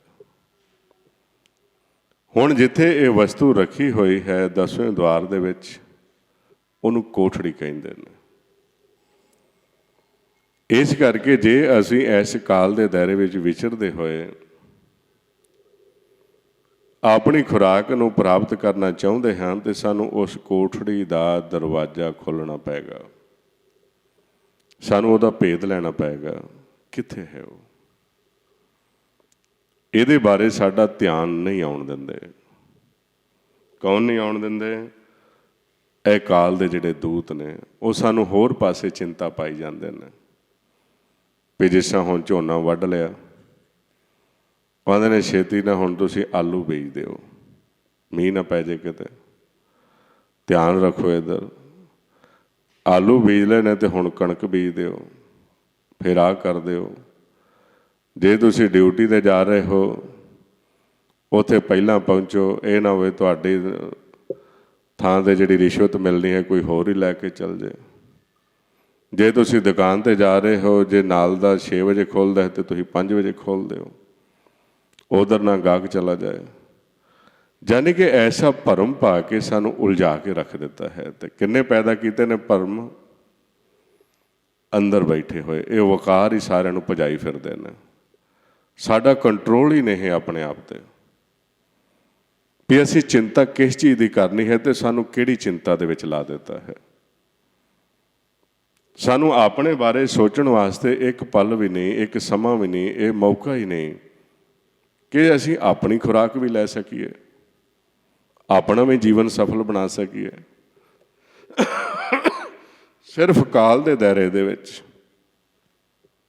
ਇਹ ਸਰੀਰ ਨੂੰ ਪਾਲਣ ਵਾਸਤੇ ਹੀ ਸਾਰਾ ਦਿਨ ਦੌੜ ਲੱਗੀ ਰਹਿੰਦੀ ਹੈ, ਤ੍ਰਿਸ਼ਨਾ ਦੀ ਪੂਰਤੀ ਵਾਸਤੇ। ਤੇ ਤ੍ਰਿਸ਼ਨਾ ਕਦੀ ਖਤਮ ਨਹੀਂ ਹੁੰਦੀ। ਪਾਤਸ਼ਾਹ ਕਹਿੰਦੇ ਨੇ, ਕਿਆ ਗੱਭਰੂ ਕਿਆ ਬਿਰਧ ਹੈ, ਮਨਮੁਖ ਤ੍ਰਿਸ਼ਨਾ ਭੁੱਖ ਨਾ ਜਾਏ। ਬੱਚੇ ਨੇ, ਉਹਨਾਂ ਦੇ ਅੰਦਰ ਵੀ ਤ੍ਰਿਸ਼ਨਾ ਹੈ, ਛੋਟੀਆਂ ਛੋਟੀਆਂ ਚੀਜ਼ਾਂ ਦੀ ਤ੍ਰਿਸ਼ਨਾ ਹੈ, ਨਹੀਂ ਲੈ ਕੇ ਦਿੰਦੇ ਤੇ ਲੜਦੇ ਨੇ। ਵੱਡੇ ਹੋ ਜਾਂਦੇ ਨੇ, ਉਹ ਰੂਪ ਬਦਲ ਜਾਂਦਾ ਹੈ, ਤ੍ਰਿਸ਼ਨਾ ਉਹੀ ਰਹਿੰਦੀ ਹੈ। ਇਸੇ ਤਰ੍ਹਾਂ ਹੋਰ ਹੋ ਗਏ ਤੇ ਤ੍ਰਿਸ਼ਨਾ ਉਹੀ, ਰੂਪ ਬਦਲ ਗਿਆ ਉਸਦਾ। ਹੁਣ ਇਸੇ ਤਰ੍ਹਾਂ ਪਾਤਸ਼ਾਹ ਕਹਿੰਦੇ ਨੇ ਕਿ ਮਨ ਉਲਝਿਆ ਹੋਇਆ ਹੈ ਸਾਰਾ, ਇਹ ਆਪਣੇ ਬਾਰੇ ਇਹਨੂੰ ਮੌਕਾ ਹੀ ਨਹੀਂ ਚਿੰਤਨ ਕਰਨ ਦਾ, ਸਵੈ ਪੜਚੋਲ ਕਰਨ ਦਾ। ਇਹ ਦੂਸਰੇ ਦੇ ਬਾਰੇ ਮਨਮੁਖ ਭੱਜਿਆ ਫਿਰਦਾ ਹੈ ਸਾਰਾ ਦਿਨ। ਇਹ ਆਪਣੀ ਜਿਹੜੀ ਸਿਟਿੰਗ ਹੈ, ਆਪਣੀ ਜਿਹੜੀ ਇਹ ਕਲਾਸ ਹੈ, ਜਿਹੜੀ ਇਹ ਸੰਗਤ ਹੈ, ਇੱਥੇ ਆਪਾਂ ਆਪਣੇ ਬਾਰੇ ਸੋਚਦੇ ਹਾਂ, ਸਰੀਰ ਬਾਰੇ ਨਹੀਂ। ਤੇ ਅਸੀਂ ਮਨ ਹਾਂ ਸਾਰੇ, ਤੇ ਸਭ ਤੋਂ ਪਹਿਲਾਂ ਮਨ ਨੂੰ ਖੁਰਾਕ ਮਿਲਣੀ ਚਾਹੀਦੀ ਹੈ। ਜੇ ਮਨ ਸੁਖੀ ਹੈ ਤੇ ਇਹ ਤਨ ਆਪਣੇ ਆਪ ਹੀ ਸੁਖੀ ਹੈ, ਤੇ ਜੇ ਮਨ ਦੁਖੀ ਹੈ ਤੇ ਬਾਹਰ ਭਾਵੇਂ ਪਦਾਰਥਾਂ ਦੇ ਭੰਡਾਰ ਪਏ ਭਰੇ ਹੋਏ ਨੇ, ਉਹ ਦੁਖੀ ਦੁਖੀ ਹੈ। ਇਸ ਕਰਕੇ ਮਹਾਰਾਜ ਸੱਚੇ ਪਾਤਸ਼ਾਹ ਕਹਿੰਦੇ ਨੇ ਇਹਦੇ ਵਿੱਚ ਜੀਵ ਉਲਝਿਆ ਹੋਇਆ ਹੈ, ਜਿਸ ਨੂੰ ਮਹਾਰਾਜ ਗੁਰਬਾਣੀ ਦੇ ਵਿੱਚ ਆਪਾਂ ਨੂੰ ਸਮਝਾਉਂਦੇ ਨੇ, ਜਿਸ ਗ੍ਰਹਿ ਬਹੁਤੀ ਤਿਸ ਗ੍ਰਹਿ ਚਿੰਤਾ, ਜਿਸ ਗ੍ਰਹਿ ਥੋੜੀ ਸੋ ਫਿਰੇ ਪਰਮੰਤਾ, ਦੋਹੋਂ ਵਿਵਸਥਾ ਤੇ ਜੋ ਮੁਕਤਾ ਸੋਈ ਸਹੇਲਾ ਪਾਲੀਏ। ਹੁਣ ਦੁਖੀ ਦੋਵੇਂ ਨੇ, ਜਿਹਦੇ ਕੋਲ ਥੋੜੇ ਪਦਾਰਥ ਨੇ ਉਹਨੂੰ ਚਿੰਤਾ ਹੈ, ਪਰੇਸ਼ਾਨੀ ਹੈ, ਉਹ ਦੌੜਦਾ ਹੈ ਮੇਰੇ ਕੋਲ ਬਹੁਤੇ ਆ ਜਾਣ, ਤੇ ਜਿਹਦੇ ਕੋਲ ਬਹੁਤੇ ਨੇ ਉਹ ਵੀ ਦੁਖੀ ਹੈ। ਵੱਡੇ ਵੱਡੇ ਜੋ ਦੀਸੇ ਲੋਗ, ਤਿਨ ਕੋ ਵਿਆਪੇ ਚਿੰਤਾ ਰੋਗ। ਅਸੀਂ ਜੀਵਨ ਦਾ ਰਸਤਾ ਹੀ ਗਲਤ ਬਣਾ ਲਿਆ। ਕੌਣ ਵੱਡਾ? ਮਾਇਆ ਵਡਿਆਈ। ਹੁਣ ਆਮ ਮਨਮੁਖ ਸਮਝਦਾ ਹੈ ਕਿ ਇਹ ਜੀਵ ਵੱਡੇ ਨੇ, ਸਾਨੂੰ ਇਹਨਾਂ ਦੀ ਰੀਸ ਕਰਨੀ ਚਾਹੀਦੀ ਹੈ।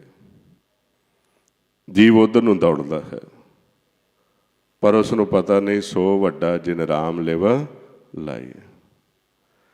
ਬਹੁਤੇ ਪਦਾਰਥਾਂ ਨੂੰ ਇਕੱਠਿਆਂ ਕਰਕੇ ਵੱਡਾ ਨਹੀਂ ਬਣਿਆ ਜਾ ਸਕਦਾ। ਵੱਡਾ ਬਣਨਾ ਹੈ ਤੇ ਵੱਡੇ ਦੇ ਨਾਲ ਜੁੜ ਕੇ ਬਣਿਆ ਜਾ ਸਕਦਾ ਹੈ, ਤੇ ਵੱਡਾ ਸਾਹਿਬ ਇੱਕੋ ਹੀ ਹੈ। ਵੱਡਾ ਸਾਹਿਬ ਜਿਹਨੂੰ ਮਹਾਰਾਜ ਨੇ ਬਾਣੀ 'ਚ ਉੱਚਾ ਵੀ ਕਿਹਾ ਹੈ, ਉਹ ਵੱਡਾ ਹੈ ਸਾਰਿਆਂ ਤੋਂ। ਤੇ ਜਿਹੜਾ ਵੱਡਾ ਸਾਹਿਬ ਹੈ ਉਹ ਨਿਰੰਕਾਰ ਹੀ ਹੈ, ਜਿਹਦੇ ਕੋਲ ਵਸਤੂ ਹੈ, ਤੇ ਉਹਨੇ ਕੋਠੜੀ ਦੇ ਵਿੱਚ ਰੱਖੀ ਹੋਈ ਹੈ। ਤੇ ਕਹਿੰਦੇ ਉਹਦੇ ਬਾਰੇ ਵੀ ਤੁਸੀਂ ਚਿੰਤਨ ਕਰਨਾ ਹੈ। ਤੇ ਉਹ ਕਿੱਥੇ ਰੱਖੀ ਹੈ? ਬਾਣੀ ਵਿੱਚ ਸਮਝਾਉਂਦੇ ਨੇ। ਉਸ ਨੂੰ ਮਹਾਰਾਜ ਗੁਰਬਾਣੀ ਵਿੱਚ ਦੱਸ ਰਹੇ ਨੇ ਆਪਾਂ ਨੂੰ। ਰਾਮ ਨਾਮ ਰਤਨ ਗੜ੍ਹ ਕੋਠੜੀ, ਮੰਦਰ ਏਕ ਲੁਕਾਨੇ, ਸਤਿਗੁਰ ਮਿਲੇ ਤਾਂ ਖੋਜੀਏ ਜੋਤੀ ਜੋਤ ਸਮਾਨੀ। ਹੁਣ ਗੜ੍ਹ ਜਿਹੜਾ ਹੈ, ਮੰਦਰ ਜਿਹੜਾ ਹੈ, ਕੋਠੜੀ ਜਿਹੜੀ ਹੈ, ਇਹਦੇ ਵਿੱਚ ਹੈ ਵਸਤੂ। ਤੇ ਹੁਣ ਉਹ ਵਸਤੂ ਨੂੰ ਜੇ ਅਸੀਂ ਪ੍ਰਾਪਤ ਕਰਨਾ ਹੈ, ਤੇ ਉਹ ਕਹਿੰਦੇ ਨੇ ਇਹਦੇ ਅਗਲੇ ਪਾਸੇ ਜਿੰਦਰਾ ਲੱਗਾ ਹੋਇਆ ਹੈ। ਤੇ ਜਿੰਨਾ ਦੇਰ ਤੁਸੀਂ ਇਸ ਨੂੰ ਖੋਲੋਗੇ ਨਹੀਂ, ਤੇ ਅੰਦਰੋਂ ਵਸਤੂ ਨਹੀਂ ਮਿਲੇਗੀ ਤੁਹਾਨੂੰ। ਮਾਂ ਪਿਓ ਨੇ ਰੱਖੀ ਹੋਈ ਹੈ। ਜਿਸ ਮਾਂ ਪਿਓ ਨੇ ਬੱਚੇ ਨੂੰ ਘਰ ਬਣਾ ਕੇ ਦਿੱਤਾ, ਵਿੱਚ ਸਾਰਾ ਕੁਝ ਰੱਖ ਕੇ ਦਿੱਤਾ ਬੱਚੇ ਵਾਸਤੇ, ਤੇ ਉਸ ਨੂੰ ਕਿਹਾ ਵੀ ਹੁਣ ਤੁਸੀਂ ਇੱਥੇ ਬੈਠੋ, ਸੁੱਖ ਲਓ। ਤੇ ਬੱਚਾ ਉਹ ਚਾਬੀ ਜਿੰਦਰਾ ਮਾਰ ਕੇ ਉਹ ਮਾਲਕ ਨੇ ਵਿੱਚ ਰੱਖ ਦਿੱਤੀ ਪਿਤਾ ਨੇ, ਤੇ ਖੋਲ ਲਓ ਤੇ ਅੰਦਰੋਂ ਪ੍ਰਾਪਤ ਕਰੀ ਜਾਓ ਸਾਰਾ। ਤੇ ਜੇ ਬੱਚਾ ਉਹ ਘਰ ਨੂੰ ਜਿੰਦਰੇ ਖੋਲ੍ਹਣ ਦੇ ਬਜਾਏ ਤੇ ਘਰੋਂ ਹੀ ਬਾਹਰ ਚਲਾ ਗਿਆ, ਘਰੋਂ ਕੀ ਹੌਲੀ ਹੌਲੀ ਪਿੰਡ ਹੀ ਛੱਡ ਗਿਆ, ਆਪਣਾ ਦੂਰ ਚਲਾ ਗਿਆ, ਤੇ ਘਰ ਨਹੀਂ ਆਉਂਦਾ, ਤੇ ਬਾਹਰ ਤੁਰਿਆ ਫਿਰਦਾ ਹੈ, ਤੇ ਭੁੱਖਾ ਹੈ। ਤੇ ਮਹਾਰਾਜ ਕਹਿੰਦੇ ਨੇ ਘਰ ਹੋਣ ਦੇ ਮਨਮੁਖ ਭੁੱਖਾ ਫਿਰੇ। ਮਾਂ ਪਿਓ ਨੇ ਤਾਂ ਮਾਂ ਪਿਓ ਦਾ ਉਹਦੇ 'ਚ ਕਾਹਦਾ ਕਸੂਰ ਹੈ? ਤੇ ਉਹ ਤਾਂ ਪਿੰਡ ਹੀ ਨਹੀਂ ਵੜਦਾ, ਪਿੰਡ ਤੋਂ ਹੀ ਬਾਹਰ ਤੁਰਿਆ ਫਿਰਦਾ, ਕਾਲ ਦੇ ਦਾਇਰੇ ਵਿੱਚ ਚਲਾ ਗਿਆ ਹੈ। ਤੇ ਉੱਥੇ ਤੁਰਿਆ ਫਿਰਦਾ ਤੇ ਕਹਿੰਦਾ ਹੈ ਕਿ ਮੈਂ ਬੜਾ ਦੁਖੀ ਹਾਂ, ਮੇਰੇ ਮਾਂ ਪਿਓ ਨੇ ਮੇਰੇ ਨਾਲ ਚੰਗਾ ਨਹੀਂ ਕੀਤਾ। ਹੁਣ ਇੱਥੇ ਜਿੱਥੇ ਤੁਰਿਆ ਫਿਰਦਾ ਹੈ, ਇਸ ਇਲਾਕੇ ਵਿੱਚ, ਇੱਥੇ ਸੰਤ ਵੀ ਤੁਰੇ ਫਿਰਦੇ ਨੇ, ਕਿਉਂਕਿ ਗੇੜਾ ਮਾਰਨ ਆਉਂਦੇ ਨੇ, ਦੇਖਦੇ ਨੇ। ਉਹ ਇਹਦੇ ਅੰਦਾਜ਼ਾ ਲਾਉਂਦੇ ਨੇ ਇਹਦੀਆਂ ਗੱਲਾਂ ਤੋਂ। ਆਉਂਦੇ ਨੇ ਵੀ ਮਾਤਾ ਪਿਤਾ ਨੇ ਤਾਂ ਇਸ ਤਰ੍ਹਾਂ ਦੀ ਕੋਈ ਗੱਲ ਨਹੀਂ ਕੀਤੀ। ਮਾਤਾ ਪਿਤਾ ਨੇ ਸਾਰਾ ਕੁਝ ਘਰ ਵਿੱਚ ਰੱਖ ਕੇ ਤੇ ਚਾਬੀ ਤੇ ਜਿੰਦਰਾ ਵਿੱਚ ਰੱਖਿਆ ਹੋਇਆ ਹੈ। ਤੇ ਗਲਤੀ ਤਾਂ ਤੁਹਾਡੀ ਹੈ ਵੀ ਤੁਸੀਂ ਕਦੀ ਗਏ ਨਹੀਂ, ਖੋਜਿਆ ਨਹੀਂ ਕਦੀ, ਤੇ ਕਸੂਰ ਮਾਂ ਪਿਓ ਦਾ ਕੱਢਦੇ ਹੋ। ਤੇ ਮਾਂ ਪਿਓ ਤੇ ਐਸਾ ਨਹੀਂ ਕਰਦਾ, ਉਸ ਨੇ ਤਾਂ ਸਾਨੂੰ ਪਹਿਲਾਂ ਹੀ ਸਾਰਾ ਕੁਝ ਰੱਖ ਕੇ ਭੇਜ ਦਿੱਤਾ ਹੈ। ਜੀ ਜੰਦ ਸਭ ਪਾਸ਼ੇ ਕਰਿਆ, ਪ੍ਰਥਮੇ ਰਿਜਕ ਸੰਭਾਹਾ ਹੈ। ਉਹਨੇ ਤਾਂ ਪਹਿਲਾਂ ਖੁਰਾਕ ਰੱਖੀ ਤੁਹਾਡੀ ਤੇ ਬਾਅਦ ਵਿੱਚ ਤੁਹਾਨੂੰ ਭੇਜਿਆ, ਤੇ ਤੁਸੀਂ ਇਹ ਕਿੱਦਾਂ ਕਹਿ ਰਹੇ ਹੋ? ਉਹ ਆਂਦਾ ਨਹੀਂ ਜੀ ਵੀ ਮੇਰਾ ਮਾਤਾ ਪਿਤਾ। ਉਹ ਆਂਦੇ ਨੇ ਤੂੰ ਐਸਾ ਕਰ ਵੀ ਸਾਡੀ ਗੱਲ ਸੁਣ ਵੀ ਚੱਲ ਘਰ। ਉਹ ਆਂਦਾ ਨਹੀਂ ਮਾਤਾ ਪਿਤਾ ਨਹੀਂ ਚਾਹੁੰਦਾ ਵੀ ਮੈਂ ਘਰ ਆਵਾਂ, ਤੇ ਉਲਟਾ ਮਾਂ ਪਿਓ ਦਾ ਕਸੂਰ ਕੱਢਦਾ। ਆਪ ਇਹਨਾਂ ਦੇ ਨਾਲ ਰਲਿਆ ਹੋਇਆ ਵਸ ਪੰਜਾਂ ਦੇ ਪੈ ਗਿਆ ਹੈ, ਤੇ ਆਪ ਘਰ ਨਹੀਂ ਜਾਂਦਾ। ਤੇ ਜੇ ਉਸ ਨੂੰ ਕਹਿੰਦੇ ਨਾ ਵੀ ਆਓ ਘਰ ਚੱਲੀਏ ਥੋੜ੍ਹਾ ਸਿਮਰਨ ਕਰੋ, ਤੇ ਉਹ ਕਹਿੰਦਾ ਵੀ ਹਾਲੇ ਮਾਲਕ ਚਾਹੇਗਾ ਤਾਂ, ਮਾਤਾ ਪਿਤਾ ਚਾਹੇਗਾ ਤਾਂ ਕਰ ਲਾਂਗੇ। ਕਮਾਲ ਦੀ ਗੱਲ ਵੀ ਹਾਲੇ ਪਰਮਾਤਮਾ ਨੇ ਕਿਰਪਾ ਨਹੀਂ ਕੀਤੀ ਮੇਰੇ ਤੇ, ਜੇ ਕਰਾਏਗਾ ਤਾਂ ਕਰ ਲਾਂਗੇ। ਆਉਂਦੇ ਇਹੋ ਜਿਹੀ ਕਿਹੜੀ ਗੱਲ ਹੈ? ਮਾਤਾ ਪਿਤਾ ਤੇ ਤੁਹਾਨੂੰ ਆਵਾਜ਼ਾਂ ਮਾਰਦੇ ਨੇ ਘਰ, ਤੇ ਤੁਸੀਂ ਮਾਤਾ ਪਿਤਾ ਦਾ ਉਲਟ ਬਲੇਮ ਲਾ ਰਹੇ ਹੋ ਵੀ ਉਹ ਨਹੀਂ ਚਾਹੁੰਦਾ। ਉਹ ਤਾਂ ਚਾਹ ਰਿਹਾ ਹੈ। ਉਹ ਤਾਂ ਕਹਿੰਦਾ ਹੈ ਚਲੋ ਰੇ ਮਨ ਘਰ ਚਲੋ, ਤੁਸੀਂ ਕਹਾਂ ਚਲੋ ਰੇ ਮਨ ਰਹੋ ਘਰੇ। ਆਉਂਦੇ ਨੇ ਬਾਹਰ ਕਿਉਂ ਤੁਰੇ ਫਿਰਦੇ ਹੋ? ਘਰ ਵਿੱਚ ਰਹੋ, ਤੁਹਾਡਾ ਘਰ ਹੈ ਵੇ, ਸਾਰੇ ਕੁਝ ਸਹੂਲਤਾਂ ਰੱਖੀਆਂ ਹੋਈਆਂ ਨੇ। ਤੇ ਮਨਮੁਖ ਜਿਹੜਾ ਹੈ ਉਹ ਫਿਰ ਕਸੂਰ ਕੱਢਦਾ ਹੈ ਮਾਤਾ ਪਿਤਾ ਦਾ, ਵੀ ਮੈਨੂੰ ਮੇਰਾ ਮਾਂ ਪਿਓ ਦੁਖੀ ਕਰਦਾ ਹੈ। ਇਸ ਦਾਇਰੇ ਵਿੱਚ ਜਿਹੜਾ ਮਨ ਵਿਚਰਦਾ ਸੰਤ ਦੇਖਦੇ ਨੇ। ਜਿਸ ਤਰ੍ਹਾਂ ਹੁਣ ਆਪਾਂ ਦੇਖੀਏ ਨਾ, ਕਿਸੇ ਦਾ ਬੱਚਾ ਘਰੋਂ ਬਾਹਰ ਤੁਰਿਆ ਫਿਰੇ, ਅਵਾਰਾਗਰਦੀ ਕਰਦਾ ਫਿਰੇ, ਪਿੰਡ ਦਾ ਕੋਈ ਵੇਖ ਲੈ, ਆਂਢੀ ਗੁਆਂਢੀ ਆਂਦੇ ਨੇ ਫਲਾਨਿਆਂ ਦਾ ਵੇਖੋ, ਉਹ ਸਮਝਾਉਂਦੇ ਨੇ ਜਾਂ ਘਰ ਦੱਸਦੇ ਨੇ ਉਹਦੇ। ਹੁਣ ਅਸੀਂ ਸਾਰੇ ਇੱਥੋਂ ਦੇ ਰਹਿਣ ਵਾਲੇ ਇਸ ਇਲਾਕੇ ਵਿੱਚ ਵਿਚਰ ਰਹੇ, ਮਨ ਇੱਥੇ ਤੁਰਿਆ ਫਿਰਦਾ। ਇਹ ਜਿਹੜੇ ਸੰਤ ਨੇ ਉਹ ਸਾਡੇ ਮਨ ਨੂੰ ਦੇਖਦੇ ਨੇ, ਗੁਰਮੁਖ। ਉਹਨੇ ਕਿਹਾ ਮਨ ਕਿੱਥੇ ਤੁਰਿਆ ਫਿਰਦਾ, ਤੇ ਕਸੂਰ ਕੱਢਦਾ ਵੀ ਮਾਂ ਪਿਓ ਨਹੀਂ ਘਰ ਵੜਨ ਦਿੰਦੇ, ਮੈਨੂੰ ਘਰ ਨਹੀਂ ਮਿਲਾਪ ਹੀ ਨਹੀਂ ਕਰਦੇ ਮੈਨੂੰ। ਉਹ ਆਉਂਦੇ ਨੇ ਤੂੰ ਆਪ ਰਲਿਆ ਫਿਰਦਾ ਹੈ ਇਹਨਾਂ ਨਾਲ। ਉਹ ਜਦੋਂ ਦੇਖਦੇ ਨੇ ਮਨ ਦੀ ਅਵਸਥਾ ਤੇ ਫਿਰ ਦੱਸਦੇ ਨੇ, ਆਉਂਦੇ ਨੇ ਪੰਜ ਚੋਰ ਚੰਚਲ ਚਿੱਤ ਚਾਲੇ, ਪਰ ਘਰ ਜੋ ਹੈ ਘਰ ਨਹੀਂ ਪਾਲੇ, ਕਾਇਆ ਨਗਰ ਢਹਿ ਢਹਿ ਟੇਰੀ ਬਿਨ ਨਾਮੇ ਪਤ ਜਾਈ ਹੈ। ਉਹਨੇ ਰਲਿਆ ਤੇ ਤੂੰ ਆਪ ਇਹਨਾਂ ਦੇ ਨਾਲ ਫਿਰਨਾ ਹੈ, ਤੇ ਘਰ ਵਿੱਚ ਤਾਂ ਸਾਰਾ ਕੁਝ ਰੱਖਿਆ ਹੋਇਆ ਤੇ ਤੂੰ ਆਪ ਤੇ ਜਾਂਦਾ ਨਹੀਂ ਘਰ 'ਚ। ਤੇ ਕਸੂਰ ਮਾਂ ਪਿਓ ਦਾ ਕਰਨਾ ਹੈ, ਦੁਖੀ ਹੋ ਰਿਹਾ ਹੈ। ਤੂੰ ਇਹਨਾਂ ਦੇ ਨਾਲ ਇਹਨਾਂ ਸੰਗੀ ਬਣ ਗਿਆ ਹੈ, ਇਹ ਤੈਨੂੰ ਲਈ ਫਿਰਦੇ ਨੇ। ਹੁਣ ਆ ਜਿੱਥੇ ਮਨ ਸਾਡਾ ਭੱਜਾ ਫਿਰਦਾ ਹੈ, ਇਹ ਮਨ ਇਹਨਾਂ ਦੇ ਵਸ ਵਿੱਚ ਆ ਚੁੱਕਾ ਹੈ, ਇਹਨਾਂ ਦਾ ਸਾਥੀ ਬਣ ਗਿਆ ਹੈ, ਸੰਗੀ ਬਣ ਗਿਆ ਹੈ। ਇਹ ਪੰਜ ਤਰ੍ਹਾਂ ਦੇ ਨਾਲ ਮਨ ਨੂੰ ਕਾਬੂ ਕਰਦੇ ਨੇ। ਜਿਸ ਤਰ੍ਹਾਂ ਕਈ ਮਨ ਆਉਂਦੇ ਨੇ, ਉਸ ਨੂੰ ਨਸ਼ਾ ਪਿਆ ਦਿੰਦੇ ਨੇ, ਉਹ ਨਸ਼ਾ ਪੀ ਲੈਂਦਾ ਤੇ ਭਰਮ ਦੇ ਵਿੱਚ ਪੈ ਜਾਂਦਾ ਹੈ, ਸੁੱਧ ਬੁੱਧ ਉਹਦੀ ਮਾਰੀ ਜਾਂਦੀ ਹੈ। ਕਈ ਮਨ ਆਉਂਦੇ ਨੇ, ਉਹਨੂੰ ਐਸਾ ਭਰਮ ਪਾਉਂਦੇ ਨੇ ਕਿ ਉਹ ਸੌਂ ਜਾਂਦਾ ਹੈ, ਨੀਂਦ ਆ ਜਾਂਦੀ ਹੈ, ਸੁੱਤੇ ਪਿਆ ਹੀ ਉਹਦਾ ਸਮਾਂ ਲੱਗ ਜਾਂਦਾ ਹੈ। ਕਈ ਮਨ ਆਉਂਦੇ ਨੇ ਜਿਹੜੇ ਉਹਨਾਂ ਨੂੰ ਆਪਣੇ ਨਾਲ ਅਰਲਾ ਲੈਂਦੇ ਨੇ, ਮਨ ਉਹਨਾਂ ਦਾ ਸਾਥੀ ਬਣ ਜਾਂਦਾ ਹੈ, ਸੰਗੀ ਬਣ ਜਾਂਦਾ ਹੈ, ਚੋਰੀ ਕਰਨ ਲੱਗ ਜਾਂਦੇ ਨੇ। ਕਈ ਐਸੇ ਮਨ ਆਉਂਦੇ ਨੇ ਜਿਨ੍ਹਾਂ ਨੂੰ ਉਹ ਕਾਲ ਜਿਹੜਾ ਹੈ ਇੱਕ ਟ੍ਰੇਨਿੰਗ ਦੇ ਦਿੰਦਾ ਹੈ, ਆਪਣੀ ਭਾਸ਼ਾ ਬੋਲਣੀ ਲਾ ਦਿੰਦਾ ਹੈ, ਜਿਹੜੇ ਆਪਣੀ ਮਰਜ਼ੀ ਦੇ ਨਾਲ ਇੱਥੋਂ ਨਿਕਲਣ ਦੀ ਕੋਸ਼ਿਸ਼ ਕਰਦੇ ਨੇ, ਤੇ ਉਹਨਾਂ ਨੂੰ ਅਨਾੜੀ ਸੰਤ ਦੀ ਪਦਵੀ 'ਤੇ ਬਿਠਾ ਦਿੰਦਾ ਹੈ। ਐਸਾ ਮਨਾਂ ਨੂੰ ਉਲਝਾ ਲਿਆ ਜਾਂਦਾ ਹੈ। ਵੱਖ ਵੱਖ ਤਰੀਕੇ ਦੇ ਨਾਲ ਇਹ ਜਿਹੜੇ ਮਨ ਨੇ, ਕਾਲ ਨੇ ਉਹਨਾਂ ਨੂੰ ਪਕੜਿਆ ਹੋਇਆ ਹੈ।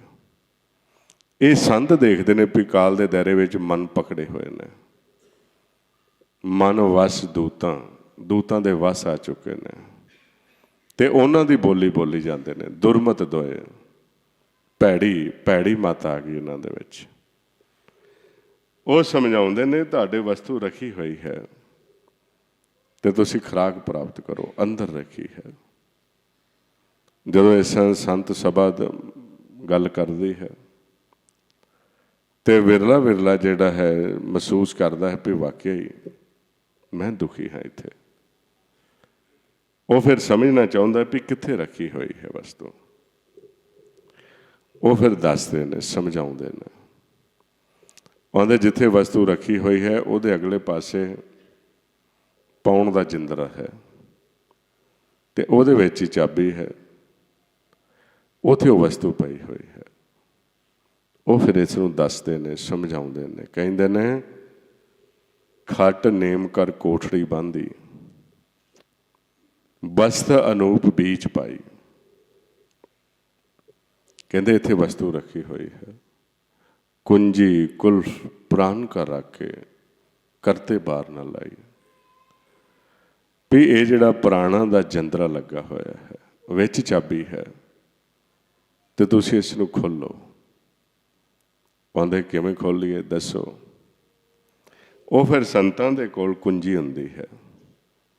ਜਿਹੜਾ ਵੀ ਫਿਰ ਖੋਲ੍ਹਣਾ ਚਾਹੁੰਦਾ ਹੈ ਉਹ ਸੰਤਾਂ ਦੀ ਸ਼ਰਨ ਵਿੱਚ ਆਉਂਦਾ ਹੈ। ਕਹਿੰਦੇ ਮੈਨੂੰ ਛੇਤੀ ਦੱਸੋ। ਤੇ ਸੰਤਾਂ ਦੇ ਕੋਲ ਕੁੰਜੀ ਹੈ। ਅਨਹਦ ਬਾਣੀ ਪੂੰਜੀ ਸੰਤਨ ਹੱਥ ਰਾਖੀ ਕੁੰਜੀ। ਉਹ ਸੰਤ ਫਿਰ ਉਸ ਨੂੰ ਖੋਲ੍ਹਣ ਦਾ ਤਰੀਕਾ ਦੱਸਦੇ ਨੇ। ਕਹਿੰਦੇ ਕਿਸ ਤਰ੍ਹਾਂ ਖੋਲ੍ਹਣੀ ਹੈ। ਕਹਿੰਦੇ ਪਹਿਲਾਂ ਤਾਂ ਤੁਸੀਂ ਇਸ ਤਰ੍ਹਾਂ ਕਰੋ ਵੀ ਇੱਥੇ ਜਿੱਥੇ ਤੁਸੀਂ ਜਾ ਰਹੇ ਹੋ ਇੱਥੋਂ ਅੰਦਰ ਨੂੰ ਆਓ, ਵਾਪਸ ਆਓ। ਇਹ ਜਿਹੜਾ ਬੱਜਰ ਕਪਾਟ ਹੈ ਪਹਿਲਾਂ ਇਸ ਨੂੰ ਆਪਾਂ ਖੋਲ੍ਹੀਏ। ਤੇ ਬੱਜਰ ਕਪਾਟ ਨੂੰ ਖੋਲ੍ਹਣ ਵਾਸਤੇ ਫਿਰ ਉਹ ਕਹਿੰਦੇ ਨੇ ਗੁਰ ਮੰਤਰ ਦਾ ਜਾਪ ਕਰੋ, ਗੁਰ ਸ਼ਬਦ ਜਪੋ। ਆਓ ਹੁਣ ਕਿਸ ਤਰ੍ਹਾਂ ਆਪਾਂ ਖੋਲ੍ਹਣਾ ਹੈ। ਇਹ ਜਦੋਂ ਸਵਾਸ ਅੰਦਰ ਨੂੰ ਜਾਂਦਾ ਹੈ ਵਾਹੇ, ਗਗਨ ਨੂੰ ਆਉਂਦਾ ਹੈ ਤੇ ਗੁਰੂ। ਸਾਰਾ ਧਿਆਨ ਇੱਥੇ ਜਦੋਂ ਆਵਾਜ਼ ਨਿਕਲਦੀ ਹੈ ਸਾਡੀ ਮੁੱਖ ਵਿੱਚੋਂ, ਇੱਥੇ ਹੋਣਾ ਚਾਹੀਦਾ ਹੈ ਆਵਾਜ਼ ਨੂੰ ਸੁਣਨ ਵਿੱਚ। ਇਹ ਫਿਰ ਪੌਣ ਸਮ ਹੋ ਰਹੇਗੀ। ਇੱਕ ਧਿਆਨ ਨੂੰ ਖੱਬੇ ਸੱਜੇ ਨਹੀਂ ਰੱਖਣਾ। ਜਦੋਂ ਸਿਮਰਨ ਕਰਨਾ ਹੈ ਉਦੋਂ ਧਿਆਨ ਇੱਥੇ ਹੋਣਾ ਚਾਹੀਦਾ ਹੈ। ਜਦੋਂ ਸ਼ਬਦ ਪ੍ਰਗਟ ਹੋ ਜਾਏ ਉਸ ਤੋਂ ਬਾਅਦ ਫਿਰ ਆਪਾਂ ਇੱਕ ਪਾਸੇ ਚਲੇ ਜਾਣਾ ਹੁੰਦਾ ਹੈ। ਉਹ ਇਸ ਅਗਲੀ ਅਵਸਥਾ ਹੈ। ਆਓ ਆਪਾਂ ਹੁਣ ਇਸ ਨੂੰ ਸਮ ਕਰਨਾ ਹੈ। ਮੁੱਖ ਵਿੱਚੋਂ ਨਿਕਲਿਆ ਇੱਥੇ ਧਿਆਨ ਰੱਖ ਕੇ ਇਸ ਨੂੰ ਸੁਣਨਾ। ਫਿਰ ਇਹ ਸਮ ਹੁੰਦਾ ਜਾਵੇਗਾ। ਜਿਵੇਂ ਜਿਵੇਂ ਸਮ ਹੋਣਗੇ ਤਿਵੇਂ ਤਿਵੇਂ ਕਾਲ ਦੇ ਦਾਇਰੇ ਤੋਂ ਆਪਾਂ ਨਿਕਲਦੇ ਜਾਵਾਂਗੇ। ਆਓ ਸਾਰੇ ਆਪਾਂ ਕੋਸ਼ਿਸ਼ ਕਰੀਏ। ਨਾਲ ਨਾਲ ਇਹ ਦਾ ਬੱਜਰ ਕਪਾਟ ਖੁੱਲ੍ਹਦਾ ਜਾਏਗਾ। ਇਹ ਆਪਾਂ ਆਪ ਵੀ ਔਰ ਇਸ ਇਲਾਕੇ ਵਿੱਚ ਜਿੱਥੇ ਤੁਸੀਂ ਵਿਚਰਦੇ ਹੋ ਕਾਲ ਦੇ ਦਾਇਰੇ ਵਿੱਚ, ਤੇ ਇੱਥੇ ਦੂਸਰੇ ਆਪਣੇ ਸੰਗੀਆਂ ਸਾਥੀਆਂ ਨੂੰ ਵੀ ਆਪਾਂ ਦੱਸਣਾ ਕਿਸੇ ਦਾ ਭਲਾ ਹੋ ਜਾਏ। ਕਿਉਂਕਿ ਆਪਾਂ ਪਰਉਪਕਾਰੀ ਬਣਨਾ ਹੈ, ਭਲਾ ਕਰਨਾ ਹੈ। ਤੇ ਭਲਾ ਤਾਂ ਹੀ ਹੈ ਜੇ ਆਪਾਂ ਸੱਚੀ ਸਿੱਖਿਆ ਕਿਸੇ ਨੂੰ ਦੱਸਾਂਗੇ। ਸੱਚ ਤਾਂ ਪਰ ਜਾਣੀਏ ਜਾਂ ਸਿੱਖ ਸੱਚੀ ਲੈ, ਦਇਆ ਜਾਣੇ ਜੀ ਕੀ ਕਿਛ ਪੁੰਨ ਦਾਨ ਕਰੇ। ਆਹ ਦਇਆ ਕਰਨੀ ਹੈ ਕਿ ਜਿਹੜਾ ਮਨ ਕਾਲ ਦੇ ਦਾਇਰੇ ਵਿੱਚ ਉਲਝਿਆ ਹੋਇਆ, ਫਸਿਆ ਹੋਇਆ, ਬੰਧਨਾਂ ਵਿੱਚ, ਉਹਦੇ 'ਤੇ ਦਇਆ ਕਰੋ ਅਤੇ ਉਹਨੂੰ ਖੁਰਾਕ ਮਿਲਣੀ ਸ਼ੁਰੂ ਹੋ ਜਾਏ, ਉਹਨੂੰ ਰਸ ਆਉਣਾ ਸ਼ੁਰੂ ਹੋ ਜਾਏ। ਇਹ ਨਹੀਂ ਆ ਕਿਸੇ ਨੂੰ ਰੋਟੀਆਂ 4 ਹੋਰ ਖਵਾ ਦਿਓਗੇ। ਉਹ ਤਾਂ ਪਹਿਲਾਂ ਹੀ ਰੱਜ ਕੇ ਜਾ ਰਿਹਾ ਅਤੇ ਉਸ ਨੂੰ ਰੋਕ ਕੇ ਰਾਜ ਹੋਰ ਖਵਾ ਦਿੰਦੇ ਨੇ। ਉਹ ਅਗਲੇ ਪਾਸੇ ਹੋਰ ਰੋਕ ਲੈਂਦੇ ਨੇ। ਉਹਦੇ ਕੀ ਕਰਦੇ, ਉਹਦੇ ਇਹਦੇ 'ਤੇ ਦਇਆ ਕਰਦੇ ਪਏ ਹਾਂ। ਉਹ ਘਰ ਜਾਂਦਿਆਂ ਜਾਂਦਿਆਂ ਨੂੰ ਉਹ ਵਿਚਾਰਾ ਅੱਧਾ ਕੁ ਬਿਮਾਰ ਹੋ ਜਾਂਦਾ ਹੈ। ਉਹ ਚੰਗੀ ਦਇਆ ਕੀਤੀ, ਉਹਦਾ 100 ਰੁਪਈਆ ਡਾਕਟਰ ਦੇ ਕੋਲ ਲੱਗ ਜਾਂਦਾ। ਦਇਆ ਕਰਨੀ ਹੈ ਕਿ ਜੇ ਸਾਡਾ ਮਨ ਇੱਥੋਂ ਵਾਪਸ ਘਰ ਚਲਾ ਜਾਏ, ਉਹ ਦਇਆ ਹੈ। ਅਤੇ ਉਹ ਦਇਆ ਆਪਾਂ ਕਰਨੀ, ਸੱਚੀ ਸਿੱਖਿਆ ਦੇਣੀ ਹੈ। ਸੱਚ ਤਾਂ ਪਰ ਜਾਣੀਏ ਜਾਂ ਸਿੱਖ ਸੱਚੀ ਲੈ, ਦਇਆ ਜਾਣੇ ਜੀ ਕੀ ਕਿਛ ਪੁੰਨ ਦਾਨ ਕਰੇ। ਪੁੰਨ ਕੀ ਕਰਨਾ ਹੈ? ਜੋ ਤੁਸੀਂ ਕਮਾਈ ਕੀਤੀ, ਆਪਣੀ ਉਸ ਕਮਾਈ ਦੇ ਵਿੱਚੋਂ ਜੋ ਤੁਹਾਨੂੰ ਅੰਦਰੋਂ ਪ੍ਰਾਪਤ ਹੋਇਆ ਉਹ ਦੂਸਰੇ ਨੂੰ ਦੱਸਣਾ ਹੈ। ਹਰ ਕਾ ਨਾਮ ਧਿਆਏ ਸੁਣ, ਸਭਨਾਂ ਨੂੰ ਕਰਦਾਨ, ਜਨਮ ਕਰਮ ਮਲ ਉਤਰੇ, ਮਨ ਤੇ ਜਾਏ ਕਮਾਨ। ਇਹ ਪੁੰਨ ਕਰਨਾ ਹੈ। ਕਲ ਮੈਂ ਇਹੋ ਪੁੰਨ ਗੁਣ ਗੋਬਿੰਦ ਗਾਹੇ। ਇਸ ਕਾਲ ਦੇ ਦਾਇਰੇ ਦੇ ਵਿੱਚ ਇਹ ਸਭ ਤੋਂ ਵੱਡਾ ਪੁੰਨ ਹੈ ਵੀ ਤੁਸੀਂ ਕਿਸੇ ਦੇ ਕੋਲ ਬੈਠ ਕੇ ਪਰਮਾਤਮਾ ਦੇ ਗੁਣ ਗਾਓ, ਕਿਸੇ ਨੂੰ ਪਰਮਾਤਮਾ ਦਾ ਸਿਮਰਨ ਕਰਾਓ, ਸੱਦ ਕੇ ਆਪਣੇ ਪਰਿਵਾਰ ਵਿੱਚ ਬਿਠਾ ਕੇ ਨਾਮ ਜਪਾਓ। ਇਹ ਸਭ ਤੋਂ ਵੱਡਾ ਪੁੰਨ ਹੈ। ਤੇ ਜੇ ਇੱਥੇ ਤੁਹਾਡੇ ਕੋਲ 4 ਪਦਾਰਥ ਜ਼ਿਆਦੇ ਨੇ ਤੇ ਤੁਸੀਂ ਦੁਨਿਆਵੀ ਧਨ ਦੇ ਨਾਲ, ਜਿਸ ਤਰ੍ਹਾਂ ਹੁਣ ਮਨਮੁਖ ਦਾਨ ਕਰਦਾ ਹੈ ਕਈ ਤਰ੍ਹਾਂ ਦੇ ਨਾਲ, ਪਰ ਉਹ ਹਉਮੈ ਦੇ ਵਿੱਚ ਹੁੰਦਾ ਹੈ ਤੇ ਉਹ ਪਰਮਾਤਮਾ ਨੂੰ ਮੁੱਲ ਖਰੀਦਣਾ ਚਾਹੁੰਦਾ ਹੈ। ਤੇ ਮਾਰ ਕਹਿੰਦੇ ਨੇ ਹਰ ਆਪ ਅਮੁੱਲਕ ਹੈ, ਮੁੱਲ ਨਾ ਪਾਇਆ ਜਾਏ। ਮੁੱਲ ਨਾ ਪਾਇਆ ਜਾਏ, ਕਿਸੇ ਵਿੱਚੋਂ ਰਹੇ ਲੋਕ ਵਿਲ ਲਾਏ। ਇੱਥੇ ਮੁੱਲ ਉਹਦਾ ਕੋਈ ਪਾ ਹੀ ਨਹੀਂ ਸਕਦਾ, ਅਮੁੱਲਕ ਹੈ। ਇਸ ਕਰਕੇ ਇੱਥੇ ਦੁਖੀ ਹੁੰਦੇ ਨੇ ਜੀ ਬਹੁਤ ਸਾਰੇ। ਤੇ ਕਿਵੇਂ ਆਪਾਂ ਸੁਖੀ? ਸਿਮਰਨ ਦੇ ਦੁਆਰਾ। ਆਓ ਸਾਰੇ ਜਣੇ ਆਪਾਂ ਕੋਸ਼ਿਸ਼ ਕਰੀਏ, ਆਪ ਵੀ ਤੇ ਦੂਸਰੇ ਨੂੰ ਵੀ ਤੁਸੀਂ ਜਾ ਕੇ ਉੱਥੇ ਜਪਾਉਣਾ ਹੈ। ਆਪ ਵੀ ਭਲਾ ਤੇ ਦੂਸਰੇ ਦਾ ਵੀ ਭਲਾ ਹੋ ਸਕਦਾ ਹੈ, ਤਾਂ ਜੋ ਕਾਲ ਦੇ ਦਾਇਰੇ ਵਿੱਚੋਂ ਜੀਵ ਨਿਕਲ ਜਾਏ। ਆਓ ਹੁਣ ਆਪਾਂ ਇਸ ਬੱਜਰ ਕਪਾਟ ਨੂੰ ਖੋਲ੍ਹਣ ਵਾਸਤੇ ਸਿਮਰਨ ਕਰਨਾ ਹੈ ਸਾਰੇ ਪਿਆਰ ਦੇ ਨਾਲ। ਇੱਕ ਮਨ ਇੱਕ ਚਿੱਤ ਹੋਈਏ ਸਾਰੇ। ਕਰੋ ਸ਼ੁਰੂ। ਵਾਹਿਗੁਰੂ ਵਾਹਿ। ਤਾਂ ਇੱਥੋਂ ਮਨ ਕਾਲ ਦੇ ਦਾਇਰੇ ਤੋਂ ਨਿਕਲਦਾ ਹੈ, ਜਿਸ ਨੂੰ ਮਹਾਰਾਜ ਗੁਰੂ ਗੋਬਿੰਦ ਸਿੰਘ ਜੀ ਸਮਝਾਉਂਦੇ ਨੇ ਆਪਾਂ ਨੂੰ। ਇੱਕ ਛਿਨ ਇੱਕ ਚਿੱਤ ਜਿਤ ਆਇਓ, ਕਾਲ ਫਾਸ ਕੇ ਬੀਚ ਨਾ ਆਇਓ। ਹੁਣ ਇਸ ਕਾਲ ਦੇ ਦਾਇਰੇ ਵਿੱਚੋਂ ਨਿਕਲਣ ਵਾਸਤੇ ਆਪਾਂ ਇੱਕ ਚਿੱਤ ਹੋ ਜਾਣਾ ਹੈ, ਕਿਉਂਕਿ ਆਪਾਂ ਅੰਮ੍ਰਿਤ ਨੂੰ ਪ੍ਰਾਪਤ ਕਰਨਾ ਹੈ। ਤੇ ਅਸੀਂ ਸੂਰਜ ਵਾਲਾ ਪਾਸਾ ਬੰਦ ਕਰਕੇ ਸੱਜਾ ਪਾਸਾ ਤੇ ਖੱਬੇ ਪਾਸੇ ਨਿਕਲਣਾ ਹੈ। ਇਸ ਨੂੰ ਗੁਰਬਾਣੀ ਵਿੱਚ ਸਮਝਾਉਂਦੇ ਨੇ, असुर नदी का बंदे मूल, पश्चिम फेर चढ़ावे सूर, अजर जरे सो निजर चरे, जगन्नाथ सिंह गोष्ठ करे। जे आपां इधरों बंद कर देंगे सूरज वाला, इनू असुर नदी कहिंदे ने। इधर ही ये 5 जिहड़े काल दे दायरे विच लैके जांदे ने। बंद करदे होए आपां सूरज नूं बंद करदे होए चंद्रमा वाले पासे चले गए। इथों खब्बे पासों पकड़ते हुए आपां पिछले पासे चले जाना शब्द नूं पश्चिम वाले पासे।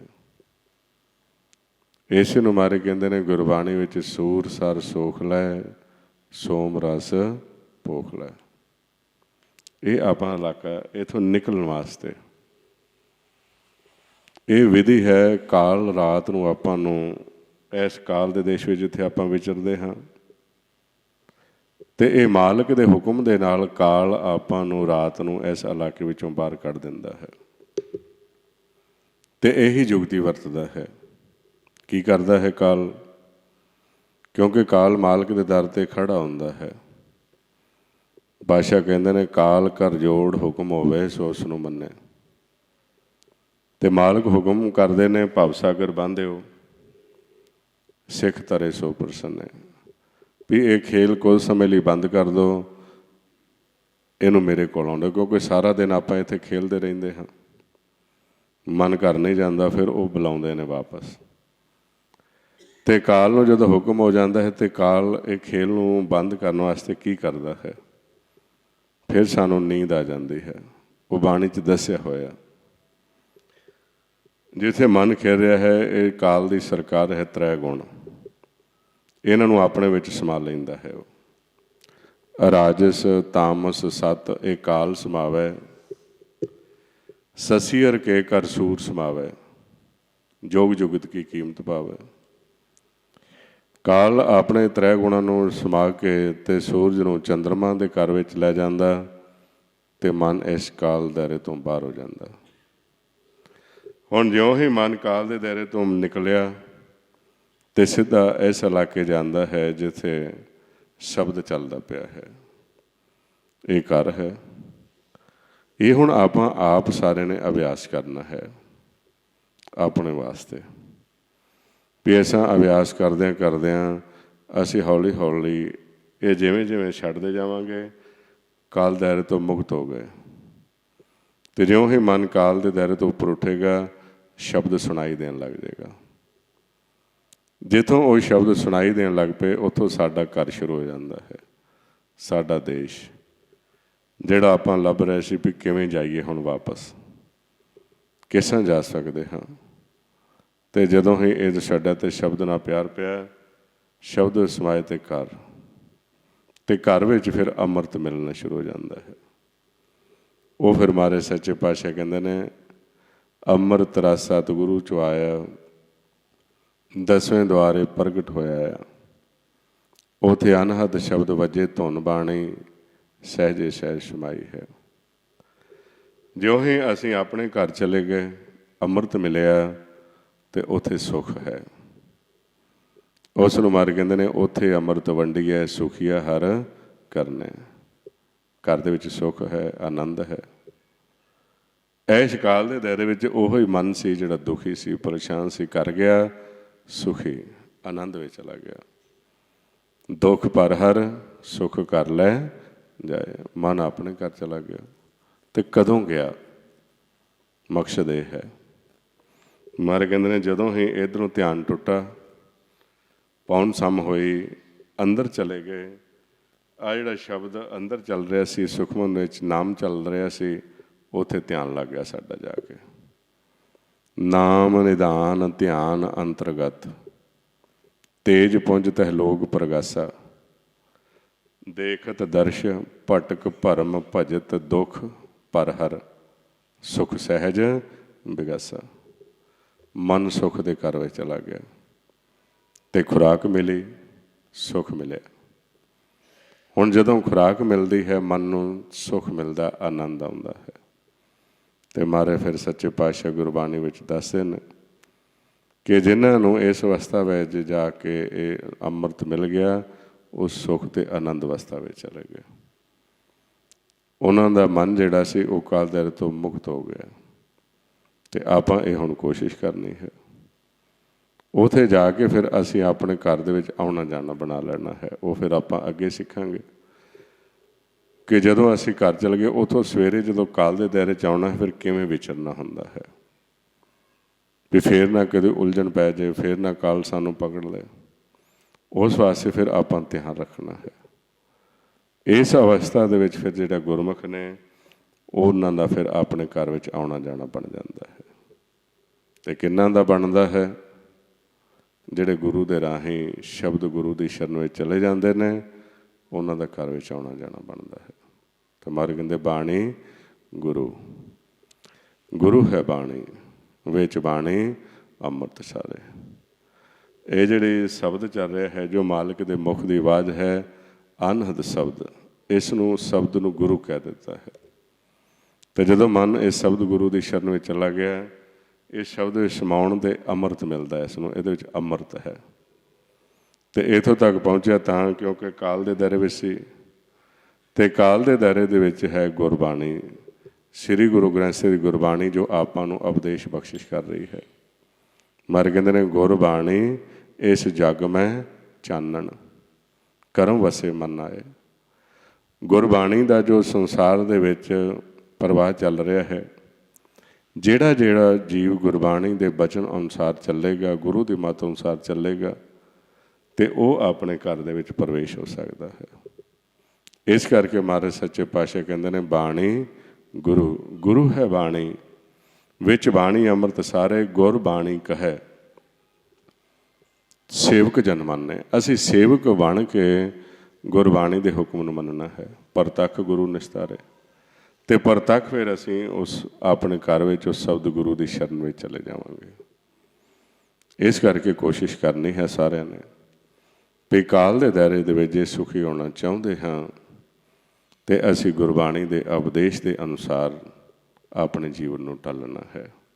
ਕਿਉਂਕਿ ਹੋਰ ਕੋਈ ਨਿਕਲਦਾ ਇੱਥੋਂ ਰਸਤਾ ਨਹੀਂ ਹੈ, ਹੋਰ ਤੁਹਾਨੂੰ ਕੋਈ ਦੱਸੇਗਾ ਹੀ ਨਹੀਂ।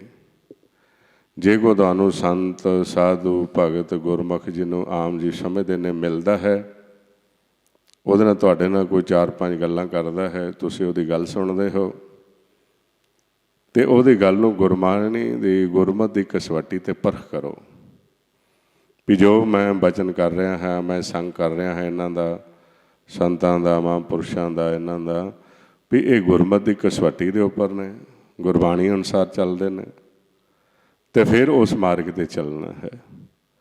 ਅਤੇ ਜੇ ਗੁਰਬਾਣੀ ਹੋਰ ਸਾਨੂੰ ਪ੍ਰੇਰਨਾ ਦੇ ਰਹੀ ਹੈ, ਦੱਸਿਆ ਸਾਨੂੰ ਕੁਝ ਹੋਰ ਜਾ ਰਿਹਾ ਹੈ, ਅਤੇ ਫਿਰ ਜਿਹੜਾ ਧਿਆਨ ਰੱਖਣਾ ਹੈ। ਇਸ ਕਰਕੇ ਨਹੀਂ ਤਾਂ ਮਹਾਰਾਜ ਕਹਿੰਦੇ ਨੇ ਬਾਅਦ ਵਿੱਚ ਪਛਤਾਉਣਾ ਪੈਂਦਾ ਹੈ। ਫਿਰ ਬਾਅਦ ਵਿੱਚ ਜੀਵ ਕਹਿੰਦਾ ਹੈ ਵੀ ਕਿੰਨਾ ਸਮਾਂ ਲੰਘ ਗਿਆ, ਵੀ ਇੰਨਾ ਸਮਾਂ ਲੰਘ ਗਿਆ ਮੈਨੂੰ ਆਪਣੇ ਘਰ ਦਾ ਹੀ ਨਹੀਂ ਭੇਦ ਲੱਗਾ, ਮੈਨੂੰ ਆਪਣੇ ਦੇਸ਼ ਦਾ ਹੀ ਨਹੀਂ ਪਤਾ ਲੱਗਾ, ਅਤੇ ਘਰ ਕਿਵੇਂ ਜਾਈਏ ਹੁਣ। ਉਹ ਬਾਅਦ 'ਚ ਕਹਿੰਦੇ ਨੇ ਚਲੋ ਹੁਣ ਜੀਵ ਛੱਡ ਗਿਆ ਅਤੇ ਘੜੀ ਬੇਨਤੀ ਕਰ ਦਿੰਦੇ ਹਾਂ। ਉਹ ਫਿਰ ਇਸ ਚੱਕਰ ਵਿੱਚ ਫਸ ਜਾਂਦੇ ਨੇ। ਉਹ ਆਉਂਦੇ ਨੇ ਚਲੋ ਬੇਨਤੀ ਕੀਤੀ, ਹੁਣ ਸਾਲ ਬਾਅਦ ਫੇਰ ਕਰਾ ਲਓ।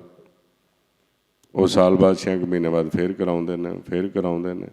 ਐਸਾ ਗੁਰੂ ਨਾਨਕ ਦੇਵ ਜੀ ਤੋਂ ਪਹਿਲਾਂ ਚੱਲਦਾ ਸੀ ਖੇਲ ਵੀ ਜਿਸ ਤਰ੍ਹਾਂ ਪਹਿਲੇ ਤਾਂ ਪੰਡਤ ਜਿਹੜੇ ਸੀ ਆਪਣੇ ਬਣੇ ਗੁਰੂ ਜਿਹੜੇ ਸੀ ਉਹ ਰਸਤਾ ਦੱਸਦੇ ਨਹੀਂ ਸੀ ਸੰਤ,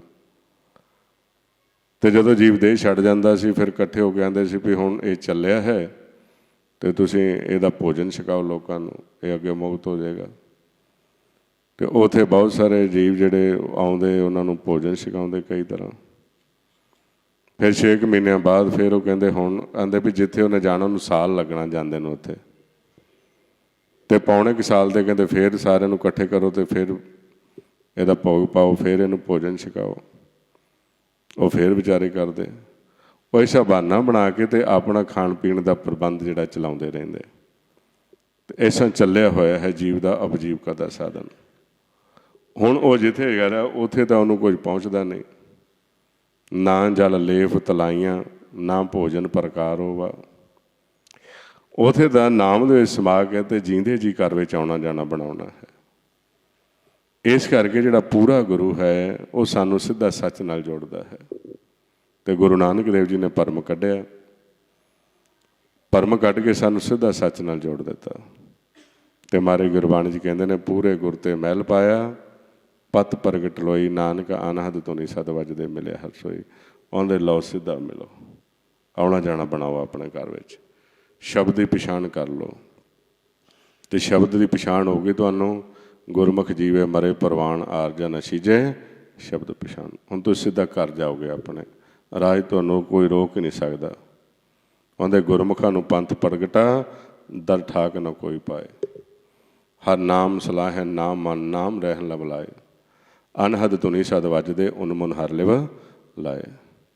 ਉਹਦੇ ਸ਼ਬਦ ਪ੍ਰਗਟ ਹੋ ਗਏ, ਹੁਣ ਸਿੱਧਾ ਘਰ ਹੀ ਜਾਓਗੇ ਤੁਸੀਂ, ਰੋਕ ਹੀ ਨਹੀਂ ਸਕਦਾ ਤੁਹਾਨੂੰ ਕੋਈ। ਇਸ ਕਰਕੇ ਆਪਾਂ ਇਸਾਂ ਚੱਲਣਾ ਹੈ ਸਾਰਿਆਂ ਨੇ। ਇਹ ਨਹੀਂ ਵੀ ਸਾਰਾ ਜੀਵਨ ਹੀ ਭਰਮ ਦੇ ਵਿੱਚ ਪੈ ਰਿਹਾ, ਪਤਾ ਨਹੀਂ ਲੱਗਾ ਅਤੇ ਬਾਅਦ ਵਿੱਚ ਕਹਿਣਗੇ ਵੀ ਇਸਾਂ ਕਰਾ ਲਓ ਸਾਡੇ ਕੋਲੋਂ, ਅਸੀਂ ਇਸਾਂ ਕਰਦੇ ਹਾਂ। ਅਤੇ ਮਰ ਕਹਿੰਦੇ ਕਿਆ ਮੁੱਖ ਲੈ ਕੀਚੇ ਅਰਦਾਸ, ਪਾਪ ਪੁੰਨ ਸਾਖੀ ਪਾਸ। ਵੀ ਹੁਣ ਕੀ ਮੂੰਹ ਲੈ ਕੇ ਤੁਸੀਂ ਮੇਰੇ ਨਾਲ ਗੱਲ ਕਰਦੇ ਹੋ, ਹੁਣ ਜੋ ਉਸਨੇ ਕੀਤਾ ਖੱਟਿਆ ਕਮਾਇਓ ਤਾਂ ਮੇਰੇ ਕੋਲ ਪਹੁੰਚ ਗਿਆ ਪਹਿਲਾਂ ਹੀ, ਹੁਣ ਤਾਂ ਉਹਦੇ ਮੁਤਾਬਕ ਫੈਸਲਾ ਹੋਏਗਾ। ਇਹ ਤਾਂ ਜਿੰਨਾ ਚਿਰ ਸਵਾਸ ਚੱਲਦੇ ਸੀ, ਜੇ ਲੇਖਾ ਪੜਵਾ ਸਕਦੇ ਸੀ ਤਾਂ ਪੜਵਾ ਲੈਂਦੇ, ਮੌਕਾ ਸੀ ਤੁਹਾਨੂੰ, ਘਰ ਆ ਜਾਂਦੇ ਬਖਸ਼ ਦਿੰਦਾ ਮੈਂ। ਅਤੇ ਹੁਣ ਤਾਂ ਮੌਕਾ ਲੰਘ ਗਿਆ ਤੁਹਾਡਾ, ਫਿਰ ਚੱਲੋ, ਫਿਰ ਵਾਰੀ ਮਿਲੇਗੀ ਕੁਦਰਤ ਦੇ ਹਿਸਾਬ ਨਾਲ। ਸੋ ਇਸ ਕਰਕੇ ਇਹ ਕੋਸ਼ਿਸ਼ ਆਪਾਂ ਕਰਨੀ ਹੈ ਸਾਰਿਆਂ ਨੇ। ਆਪਾਂ ਨੂੰ ਮਾਲਕ ਨੇ ਕਿਰਪਾ ਕੀਤੀ ਹੈ, ਆਪਾਂ ਇੱਥੇ ਨਹੀਂ ਬੈਠੇ ਰਹਿਣਾ ਕਾਲ ਦੇ ਦਾਇਰੇ ਵਿੱਚ, ਇੱਥੋਂ ਨਿਕਲਣਾ ਹੈ। ਸੁੱਖ ਲਓ ਆਪਣੇ ਘਰ ਵਿੱਚ ਜਾ ਕੇ, ਆਨੰਦ ਲਓ ਆਪਣੇ ਘਰ ਵਿੱਚ, ਸਦਾ ਸੁੱਖ ਆਨੰਦ ਹੈ ਆਪਣੇ ਘਰ ਵਿੱਚ। ਹੁਣ ਇੱਥੇ ਆਪਾਂ ਸਟਰਗਲ ਕਰਦੇ ਹਾਂ, ਜਦੋ ਜਹਿਦ ਕਰਦੇ ਹਾਂ ਵੀ ਪਿੰਡ ਦੇ ਵਿੱਚੋਂ ਨਿਕਲੀਏ ਅਤੇ ਸ਼ਹਿਰ ਮਕਾਨ ਪਾ ਲਈਏ, ਅਤੇ ਸ਼ਹਿਰ ਦੇ ਵਿੱਚੋਂ ਨਿਕਲੀਏ ਅਤੇ ਵੱਡੇ ਸ਼ਹਿਰ ਚਲੇ ਜਾਈਏ, ਉੱਥੋਂ ਨਿਕਲੀਏ ਅਤੇ ਉਸ ਤੋਂ ਅੱਗੇ ਚਲੇ ਜਾਈਏ। ਅਤੇ ਕਿੰਨੀ ਮਿਹਨਤ ਕਰਦੇ ਆ, ਅਗਾਂਹ ਦੀ ਅਗਾਂਹ ਤੁਰੇ ਜਾ ਰਹੇ ਹਾਂ। ਪਰ ਜਿੱਥੇ ਵੀ ਜਾਂਦੇ ਹੈ ਤਾਂ ਕੱਲ੍ਹ ਦਾ ਦੇਸ਼ ਨਾ ਹੋ। ਦੇਸ਼ ਛੋੜ ਪਰਦੇਸੇ ਧਾਇਆ, ਪੰਜ ਚੰਡਾਲ ਨਾਲੇ ਲਾਇਆ। ਭਾਵੇਂ ਕਿਤੇ ਚਲੇ ਜਾਓ, ਅਮੈਰੀਕਾ ਚਲੇ ਜਾਓ, ਕੈਨੇਡਾ ਚਲੇ ਜਾਓ, ਕਿਤੇ ਵੀ ਚਲੇ ਜਾਓ, ਇਹ ਤਾਂ ਸਾਰਾ ਕਾਲ ਦੇ ਦਾਇਰੇ ਵਿੱਚ ਆਉਂਦਾ ਹੈ। ਪਰ ਅਸੀਂ ਇਹ ਕਿਉਂ ਨਹੀਂ ਕੋਸ਼ਿਸ਼ ਕਰਦੇ ਵੀ ਅਸੀਂ ਆਪਣੇ ਘਰ ਵਿੱਚ ਵੀ ਆਉਣਾ ਜਾਣਾ ਬਣਾਈਏ। ਅਸਲ ਵਿੱਚ ਮਿਹਨਤ ਕਰੀਏ, ਅਸੀਂ ਵੀ ਮਾਲਕ ਦੇ ਨਾਲ ਮਿਲਾਪ ਕਰੀਏ ਵੀ ਪਤਾ ਨਹੀਂ ਕੱਲ੍ਹ ਨੂੰ ਸਰੀਰ ਛੱਡ ਜਾਣਾ ਹੈ। ਇੱਥੇ ਆਪਾਂ ਸੈਟਲਮੈਂਟ ਕਰਨ ਵਾਸਤੇ ਕਿੰਨਾ ਆਪਣਾ ਸਮਾਂ ਆਪਣੀ ਸਟਰਗਲ ਕਰਦੇ ਹਾਂ। ਇਹ ਕਰਮ ਕਰਨਾ ਅੱਛੀ ਗੱਲ ਹੈ, ਪਰ ਕਰਮ ਆਪਣੇ ਆਪ ਨੂੰ ਰੁਝਾ ਕੇ ਰੱਖਣ ਵਾਸਤੇ ਹੈ, ਫਸਣ ਵਾਸਤੇ ਨਹੀਂ ਹੈ। ਪਰ ਜੀਵ ਹੌਲੀ ਹੌਲੀ ਫਸਦਾ ਜਾਂਦਾ ਹੈ। ਫਾਸਨ ਕੀ ਬਿਦ ਸਭ ਕੋਈ ਜਾਣੇ, ਛੂਟਣ ਕੀ ਆਦ ਕੋ। ਇੱਥੋਂ ਦੀ ਸਲਾਹ ਕਾਲ ਦੇ ਦੇਸ਼ ਦੀ ਤਾਂ ਤੁਹਾਨੂੰ ਹਰ ਕੋਈ ਦੇ ਦੇਗਾ ਵੀ ਇਹ ਐਸਾ ਵੱਧ ਜਾਏਗਾ, ਐਸਾ ਕਰ ਲੋਗੇ, ਆਹ ਹੋ ਜਾਏਗਾ, ਪਰ ਇੱਥੋਂ ਨਿਕਲਣ ਦੀ ਸਿਰਫ ਗੁਰੂ ਦੇਗਾ। ਇਸ ਕਰਕੇ ਸ੍ਰੀ ਗੁਰੂ ਗ੍ਰੰਥ ਸਾਹਿਬ ਦੀ ਗੁਰਬਾਣੀ ਦੇ ਨਾਲ ਜੁੜੋ, ਬਾਣੀ ਅਨੁਸਾਰ ਆਪਣੇ ਜੀਵਨ ਨੂੰ ਜੀਓ ਅਤੇ ਕਾਲ ਦੇ ਦਾਇਰੇ ਤੋਂ ਮੁਕਤ ਹੋ ਜਾਓ। ਸੋ ਹੁਣ ਇੱਥੇ ਆਪਾਂ ਸਮਾਪਤੀ ਕਰਦੇ ਹਾਂ, ਥੋੜ੍ਹਾ ਸਮਾਂ ਵੱਧ ਹੋ ਗਿਆ। ਸੋ ਅਗਲੀ ਦਫਾ ਫਿਰ ਸਾਰਿਆਂ ਦੇ ਦਰਸ਼ਨ ਕਰਾਂਗੇ ਜੀ। ਇਹਨੇ ਵਿਚਾਰ ਕਰਦੇ ਹੋਏ ਅਗਰ ਕੋਈ ਐਸਾ ਸ਼ਬਦ ਬੋਲਿਆ ਗਿਆ ਹੋਵੇ, ਸੰਗਤ ਅਤੇ ਗੁਰੂ ਬਖਸ਼ਣ ਯੋਗ ਨੇ ਬਖਸ਼ ਦੇਣਾ। ਵਾਹਿਗੁਰੂ ਜੀ ਕਾ ਖਾਲਸਾ, ਵਾਹਿਗੁਰੂ ਜੀ ਕੀ ਫਤਿਹ।